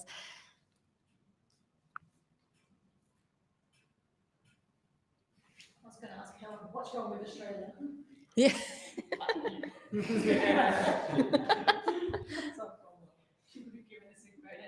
Yeah. I just think nuclear is pretty normal. It's pretty normal. Yeah, exactly. So I guess I should have set the scene that I didn't set the context is that Australia's nuclear ban has only been in place since. Yeah, it was passed in December 1998, came into law in 1999. And that was done as part of a deal to upgrade our research reactor, which was aging. So we got our new Opal reactor in Lucas Heights, which is world class. Yeah. It's what? Pardon, Bridge. Oh, that's going crazy, isn't it? There we go. Hopefully that's a bit less crazy. All right. That's pretty normal. Great. Awesome. Well, thank you to the WePlanet team for allowing me to chat with you all today. Ideally, you would have the founder of Nuclear for Australia, Will Shackle, talking to you, but he's off gallivanting at New York Climate Week and dealing with a whole lot of other young nuclear influencers. So instead, you get a middle-aged mother who's a nuclear nerd talking to you about Nuclear for Australia and nuclear advocacy. I am part of the Nuclear for Australia advisory group, but I'm also the president of Women in Nuclear Australia, and my day job is as a nuclear security professional. I am a nuclear engineer by trade, but I spent a lot of time in the military and so have specialised in keeping nuclear material secure so that we can use it peacefully into the future. So nuclear advocacy has really, as the Wall Street Journal said, had a pop culture moment where a lot of really young, energised people are getting behind nuclear power as part of a clean energy solution. And we've predominantly seen this out of the US. People like Isabel Bomeki, who I've just got her Rad Future book, it arrived yesterday, and I'm super excited to read it, have really mobilized education in nuclear in a way that hasn't necessarily been done well before. And coming from the engineer background, we're really good at being black and white and assuming everyone will understand that logic and agree with that logic, which hasn't really worked when it comes to nuclear because there is so much grey space and so much emotion that comes with nuclear due to its history. And so we see this group of really great young influencers rising to the surface. You've got Isodope, which is Isabel's group. She's got a great website there. We then have Grace Stanke, former Miss America, who's a nuclear engineer who's able to connect with people and share her story about figuring out nuclear while she was young. Generation Atomic, which is around the US and Europe, and is promoting a lot of nuclear education. And then closer to home, we have Will and Nuclear for Australia. And then globally, whilst not the youngest of influencers, Mothers for Nuclear is a really important part of this advocacy group too. And this is just a small snapshot of what this looks like. And the thing that the US and Europe have that Australia doesn't have is that they've had big nuclear power industries for a long time. And so there are communities that are comfortable in nuclear. There are schools that teach nuclear science in their curriculum, which we just don't have here in Australia since the 1990s when the government put the moratorium of nuclear energy in. Any thought of having atomic science in a high school curriculum had just disappeared. And it's really unfortunate because it means that for nuclear advocacy here, it really boils down to education to be able to lift, I guess, the curtain of fear and misinformation and to arm regular Australians with just good information about nuclear science and technology. And so when we talk about nuclear advocacy in Australia, we are really talking about just arming people with the nuclear basics so that they can have a conversation with their friends, with their work colleagues, and bring that information there to help educate rather than drawing off the fear that tends to be part of the conversation, unfortunately, in Australia. And so allow us to be a bit cheeky, to arm you with some of the terminology we use for nuclear basics so that you can go out and spread the good word about nuclear power and energy far and wide. And so we really just talk about nuclear being another form of heat to generate steam. There's no real secret behind it. We currently do this all day, every day with coal-fired plants. It generates steam. That's what we do with a nuclear reactor, except in this case, it is about splitting the atom and harnessing vast amounts of energy to create that heat to generate the steam. And it is this part of nuclear science that fascinates me, our ability to safely control reactions to generate heat is phenomenal. And it's part of that excites me to get young people interested in nuclear. Now, we often talk generically about pressurized water reactors. Here I've got an example, the Westinghouse AP1000. So 1 gigawatt, 1,000 megawatt reactor, quite a small footprint. And when I talk a bit further down the track about land usage, you'll see that it is quite a compact little reactor generating heaps of power. Now, the science behind pressurized water reactors varies in small amounts depending on the reactor design type, but ideally they all do the same thing. They have a reactor house where fuel is loaded. That fuel has the controlled reaction which generates the steam, which get pushed to a turbine building, which then goes out into the electricity grid. There is, of course, fuel handling areas because fuel needs to go in and fuel needs to go out. And then any waste that's generated within the building also gets stored on site there. And I will talk to waste a little bit later on. All this site is controlled by a small control room where this is where the bulk of workers really sit in there and manage what's going on in the reactor building itself. And so you can see here, we've got one small footprint that can generate large amounts of energy, but with all the required entities all built in to the one site. Now, that is what we call a large-scale reactor. That is what's commonly rolled out across the world. The majority of them are pressurized water reactors. There are boiling water reactors and other small variations depending on the country and the type of reactor they've gone with. But what we're seeing now, which is very exciting, is the rise of different size reactors in the small and micro reactors. And so a small reactor, we're talking up to 300 megawatts, which is equivalent sort of size to a small coal-fired power plant. And they are, whilst not commercially available yet in the Western world, countries like China and Russia have been dealing with small modular reactors for a long time. And then militaries that have a submarine fleet or ships out at sea have been running small reactors for a very long time as well. So the technology is proven. It is the commercialization of that technology to get the modular process of SMRs that is still being worked out between vendors and regulators. But what I'm more excited about, small modular reactors are cool and I can talk about them all day, but I'm more excited about micro reactors, which is up to 10 megawatts. Think here a shipping container that has an enclosed reactor in it that is able to power remote sites, remote villages, islands that don't have the land, with clean, viable energy. And this, I think, is something that hasn't been well educated around Australia as a viable option for our power solutions. For a lot of the country that still runs on diesel generators to the north of Australia, there seems to be no verbal plan on how a lot of these sites will be powered into the future. These are sites that are inundated by heavy rains in the wet season, where wind and solar just aren't strong enough to provide them the electricity they need. But these are communities we want to thrive and so deserve energy to be able to do that. Now, part of our education is also demonstrating the energy density of nuclear power. And so a 1 gigawatt reactor, so that AP1000 image I had earlier, is the equivalent of about 3 million solar panels or 421 wind turbines.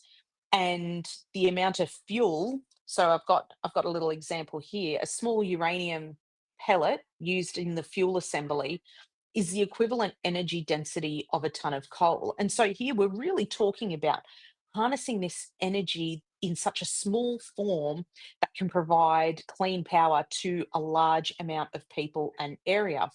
And the way we do this, and it's not a nuclear only option. It is, hey, if we're going to go nuclear, it needs to be part of a balanced energy mix because there are portions of our community where wind and solar are perfect. But it's about removing our reliance on some of the fossil fuels so that we still have a reliable energy form into the future. And so whilst we talk about energy density and being able to get lots of power out of one small bit of fuel, it's about being able to do that reliably 24/7, 365. And the term we use for that is capacity factor. And as you can see on the slide, these are stats from the United States Department of Energy. Nuclear energy is running 92% of the time, and its offline requirements are often due to maintenance or refueling. Otherwise, it is on and it is providing power to supplement a wider grid. Now, when we talk capacity factors with other energy sources, solar can never be more than 50% because the sun goes down every night and we don't have beautiful sunny days all day, every day. Although I live in Perth where it's sunny most of the time, we still don't have a solar capacity factor of much more than 25%. And for wind, I think the average in Australia is we get wind 1 in every 5 days.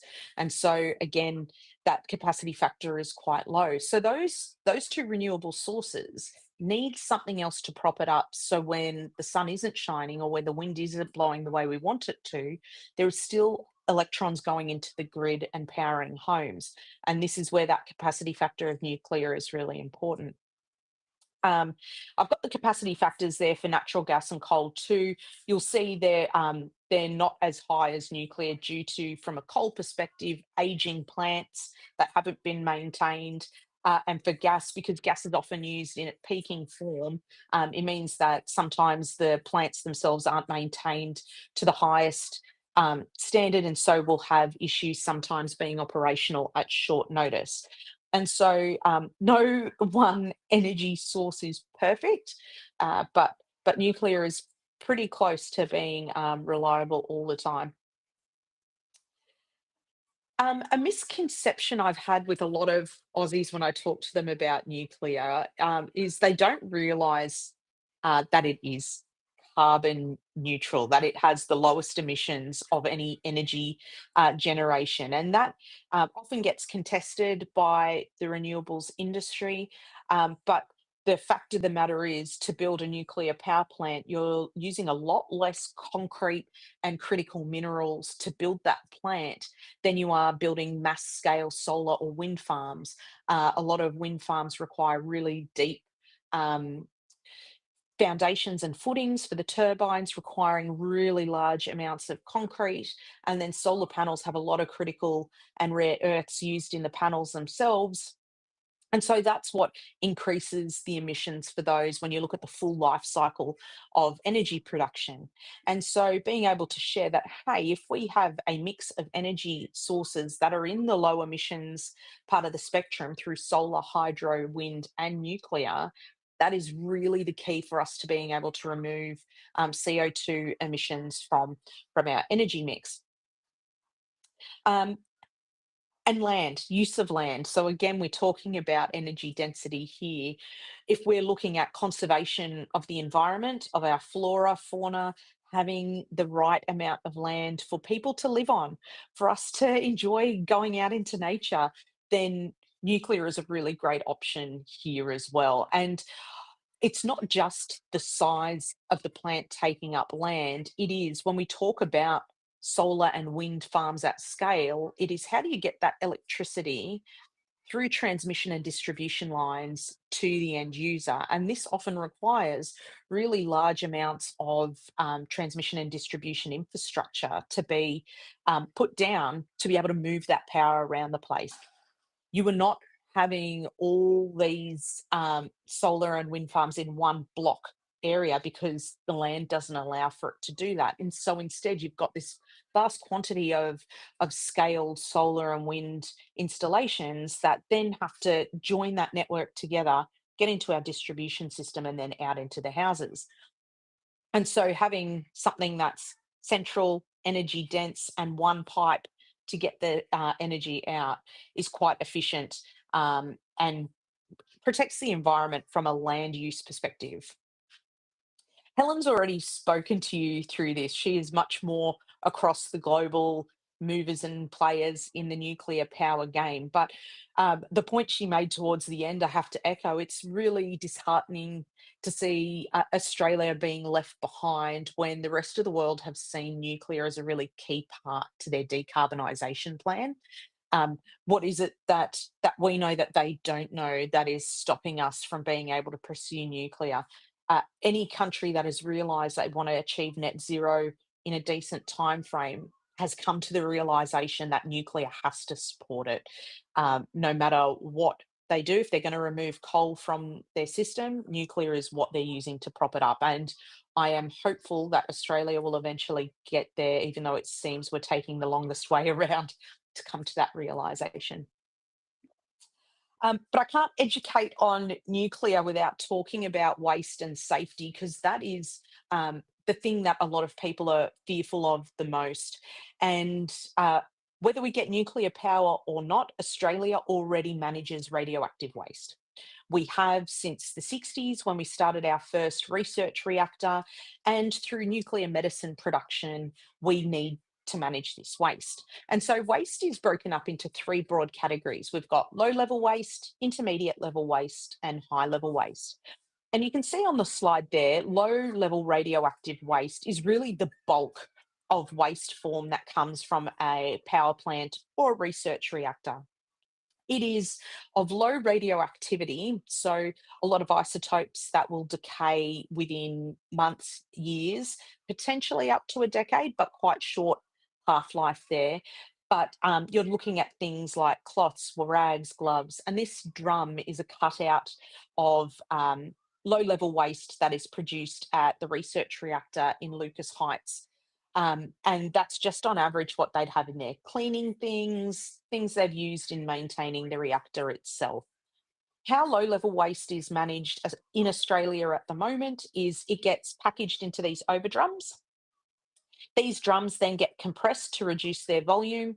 They get stacked in temporary storage at ANSTO, and the plan is for the Australian Radioactive Waste Agency to identify a site and build a long-term near-surface disposal site, essentially a big shed, to secure this waste until it is of a low enough radioactivity that it essentially then becomes landfill or can be recycled in other ways.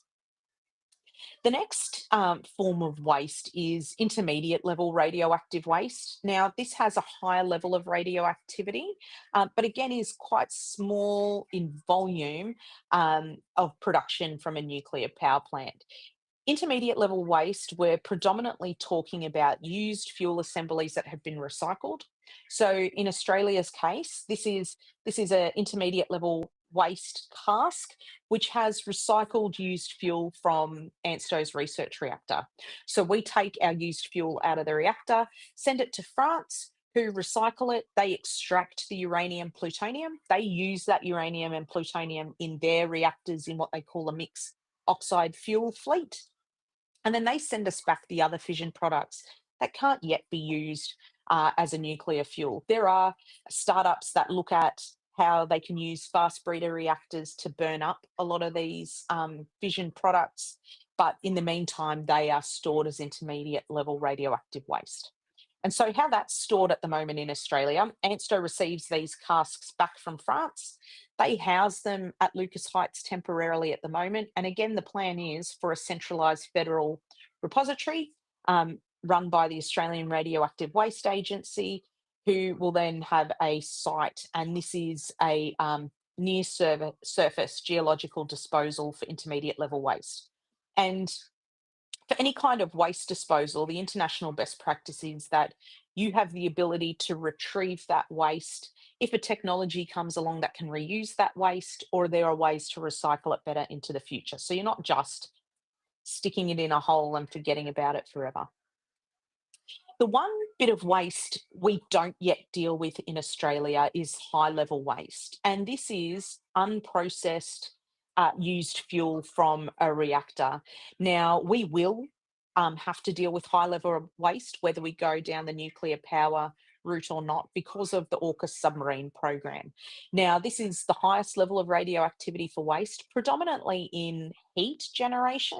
These are really hot isotopes, but it is only 3% of the volume of waste that's produced from a power plant. So it's a very small amount per year that's produced. So what high level waste is, essentially these used fuel assemblies, after they've used all the energy they can within that reactor type, move within that reactor site to a storage pond where it will cool down for a set period of time depending on that fuel type.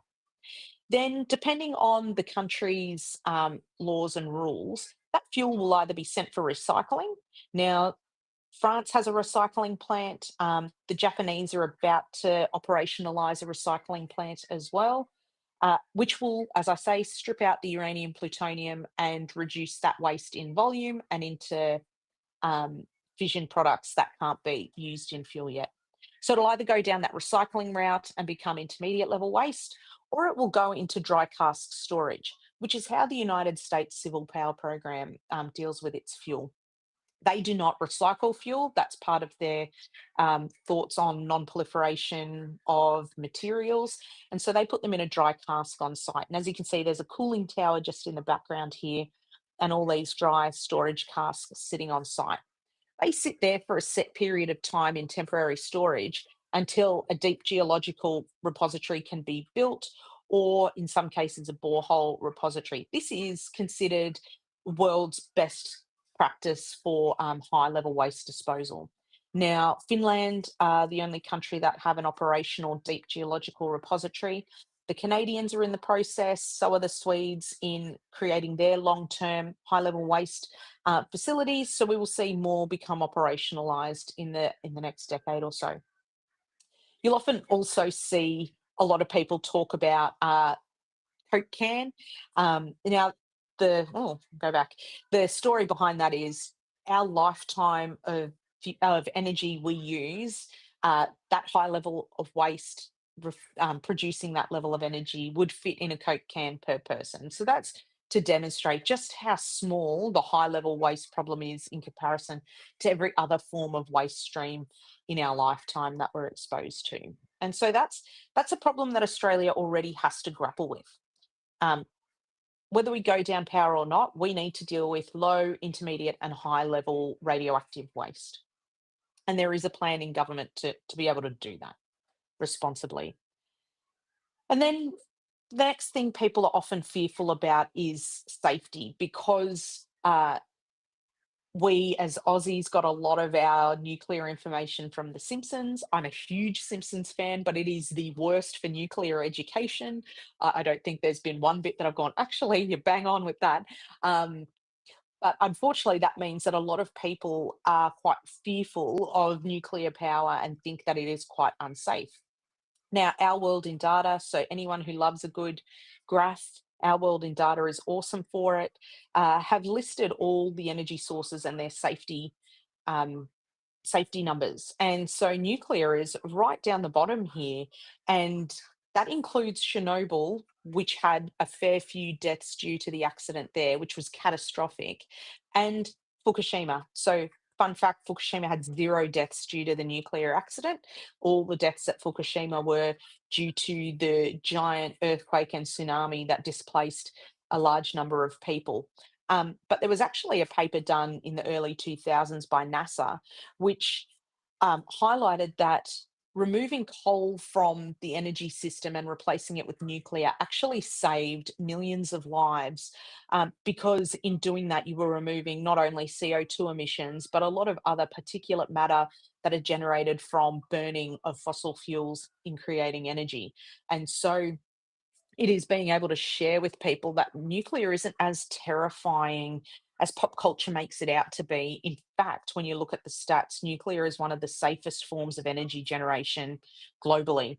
And that is something that people need to be aware of to try and help address some of those fears. And part of that fear is also exposure to radiation. And we are all, unless you're sitting in a lead line box, we are all exposed to radiation all day, every day. And a lot of people are shocked to find out that you receive more radiation eating a banana than you would working at a nuclear power plant or living near a nuclear power plant, because so much of that radiation is controlled and contained within shielding that it reduces the amount of radiation that the general public in and around that power plant are exposed to. So that's in addressing a lot of the fear and questions around nuclear itself to help educate the Australian public on nuclear power.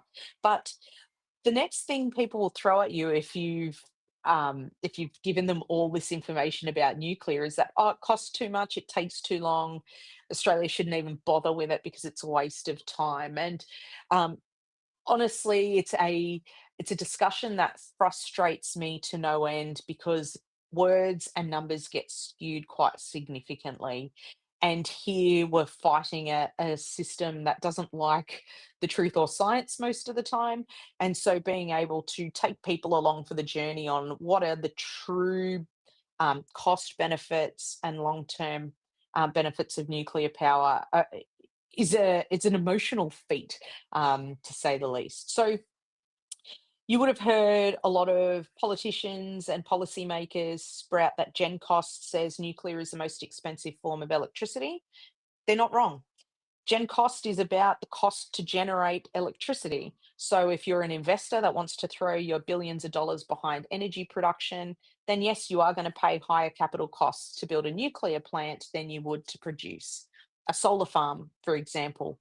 What Gen Cost doesn't highlight is what is the end cost to user, because it is missing all these other costs that come with having any kind of power system. So how do you have backup pumped hydro for a renewable system? How do you get the batteries and replace the batteries and get enough battery capacity to do that? Who pays for that? Gas peaking plants, because they are going to charge the highest premium if they're only on call for a small amount of time, followed by the transmission and distribution grid, which requires, again, a whole heap of infrastructure to be built, replaced, and maintained. And so this full system cost isn't really well modelled in Australia. Frontier Economics attempted to do parts of that late last year. Again, it doesn't do the full system cost because it does miss out on things like rooftop solar and what that puts into the grid. But the US had done that full system cost for the Californian side of the grid. And what they identified, and the Californian power grid is not dissimilar to East Coast Australia system. It's got a similar population centre it's trying to service, and it's got a high penetration of renewables in it. And what it found was, without nuclear in the system, it was actually more expensive than having nuclear in the system to provide the reliability and flexibility of their electricity grid. And so when it comes to cost, when people argue that, I'm like, well, we haven't actually compared apples to apples in this case. We're really picking bits of information. And the first step is lifting the ban on nuclear technology to allow AEMO, to allow CSIRO to do some proper modelling of what a full system cost of an electricity grid would look like, not just how much does it cost to build it, because we know nuclear is expensive up front, but you get the benefits in the lifetime of the plant and you get the benefits in low operational costs versus other forms of electricity generation that require a lot more infrastructure to keep it running. The other examples we have are in power bills, and that the evidence really is in what we've seen globally. The US saw when they switched on nuclear power in each of their states that there were lower power bills because of that, but Finland probably saw the biggest drop in power prices when they switched on their reactor a few years ago, which saw wholesale electricity costs drop by 75%, which is so significant. And that is only one part of the power bill that we see. There are so many other parts that impact power bills, and that's not really the message that gets passed on to a lot of the general public. We just get told that, hey, it'll cost more on your bill because it costs more to generate. And so I think there's a discussion that needs to have more holistically around how our energy is created and how we pay for it. On the time frame, really, it's not a quick fix. You're not getting a nuclear power plant in 5 years, but the things that hinder the timeframes for nuclear aren't necessarily the build times. It all sits in the legality and policy side of the house. And so Helen, who just spoke to you, she's predicted 10 years for Australia to be able to have nuclear power. Kirsty Braben, who's part of Nuclear for Australia's advisory group, has said about 11 years. And then MIT professor Jacopo Bongiorno has predicted less than 12 years. And what we've seen globally is that an average time to build is 8 to 10 years.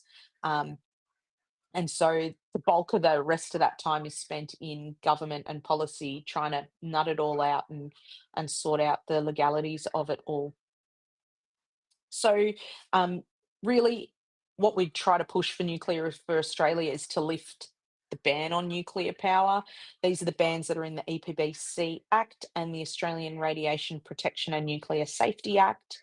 Both of them explicitly say we can't generate power from a nuclear source, which is quite disheartening. There are a couple of state prohibitions and some uranium mining and exploration bans as well. But ultimately, with Nuclear for Australia, if we can lift the ban at federal level, states will be able to review and revise their prohibitions and policies in due course as well. And this is all really to address our current energy dilemma. We are not getting the renewable targets that have been stipulated by the government. We are not seeing the reduction in power bill prices. Instead, we're seeing them rise. And that was still so heavily reliant on fossil fuels. Even though South Australia spruiks its 100% renewable grid, it fails to mention the little asterisk that says, hey, it's still joined up to the Victorian part of the national electricity market and gets coal-fired power through that system to support that renewable grid. And so this reliance on fossil fuels is still there, and we need something to replace that is carbon neutral, that is allowing us to achieve net zero, because it's not just our energy demands now, it's about supporting the rising energy demands from advanced technologies, artificial intelligence, and trying to maintain an industry within Australia. And so that's what we're trying to do with Nuclear for Australia. We have an advisory group. I've just noticed the typo. Yeah, you can tell who has a mum brain at the moment. And we get together and we try to nuance our messaging to make sure that it is cutting through the general public and able to educate as many Aussies as we can on peaceful nuclear technologies. And we rely upon engineers that have amounts of experience in nuclear power generation, defence applications, electrical systems, as well as Peter, who's recently joined the group, who is part of the construction company building the UK fleet of new reactors as well, so understands the industry and workforce side of nuclear. We were started by Will Shackle in 2022 and at the moment have over 114,000 supporters, and we're seen as the largest pro-nuclear advocacy group in Australia, which is pretty exciting. The predominant way we get our message across is through digital outreach, and that's through Instagram, TikTok, Facebook, and YouTube. And there are millions and millions of social media views, and it's great to see people like Tony Irwin, who's got an immense amount of experience in the nuclear industry, doing videos on TikTok trying to get young people excited about nuclear. That's one of the fun parts of being able to do this work. We've also run a fair few events that are just based on facts and information, including 2 parliamentary briefings to inform politicians, again, on facts of nuclear. We don't want to get involved in the politics. That's for politicians to do all of that. But rather we want to arm people with the right information to make the best decision at the end of the day. And we do a fair bit within the media as well, making sure that we can utilise that platform to get our message out there. To support us, it's really about signing the petition and sharing the facts. So I hope that my presentation today has armed you with some of the right language to help with nuclear advocacy, to get out there and direct people to good parts of information. That's really how you can help Nuclear for Australia. So with that, I'll take any questions. Thank you, Jazz. We are running quite short on time, so if anyone can ask a question in 30 seconds, I might be able to take one. I think you must have answered everything so comprehensively, Jazz. Thank you so much for your speaking with us today and for your ongoing advocacy. Also, I believe you're a woman of many talents. Have you got an art exhibition coming up? Tomorrow I get to read an atomic poem. Hell for the yeah. First time. Yeah, it's great. We are actually out of time here. You are our last speaker and we need to get out of this venue. So thank you again for that really comprehensive presentation on advocacy work with Nuclear for Australia. Thanks, Jazz. Thanks, Andrea. Thanks, WePlanet. All right. Well, that brings us to the end of our 2025 conference. Thank you again for being here at this highly exclusive event to show your interest in doing things better. Here at WePlanet, we see our role as being to push for better and find solutions that are good for people, good for animals, and good for the planet. We do climate action and biodiversity conservation with all the tools in the toolkit, and I think being pragmatic and open to new ideas that could help is why we are less susceptible to climate despair. I would like progress to be faster, of course, but I am impatient and the future is long, so it's fine. WePlanet Australia was founded only 2.5 years ago, so you're all getting in early and I appreciate that. And I'm proud of what we've achieved so far, and I'm optimistic about our direction and grateful that you are here to be part of it. With our love of people, I think that fundamentally sets us apart from many established environmental groups. So this week, please tell someone about WePlanet Australia and our hopeful and pragmatic brand of environmentalism. Join our mailing list or our Discord server or our WhatsApp group if you're so inclined. And I know that's another WhatsApp group, and don't give them your ID for age verification. Just don't. Yell out if there's an event that WePlanet Australia could hold a stall at. We do need to get out and do more events on the ground in person. Thank you to all our speakers today, John, Milena, Sabrina, Francis, Jasmin, and Helen. Thank you to the management committee, Riani, Andrea, and Tyrone, who have been on AV today, and Riani on photos, and who have worked with this conference together and worked throughout the year on all the work that we do. Thank you to all our members, all our supporters, our volunteers for putting in the time because you believe in the cause. Thank you all for joining us today, and see you next time.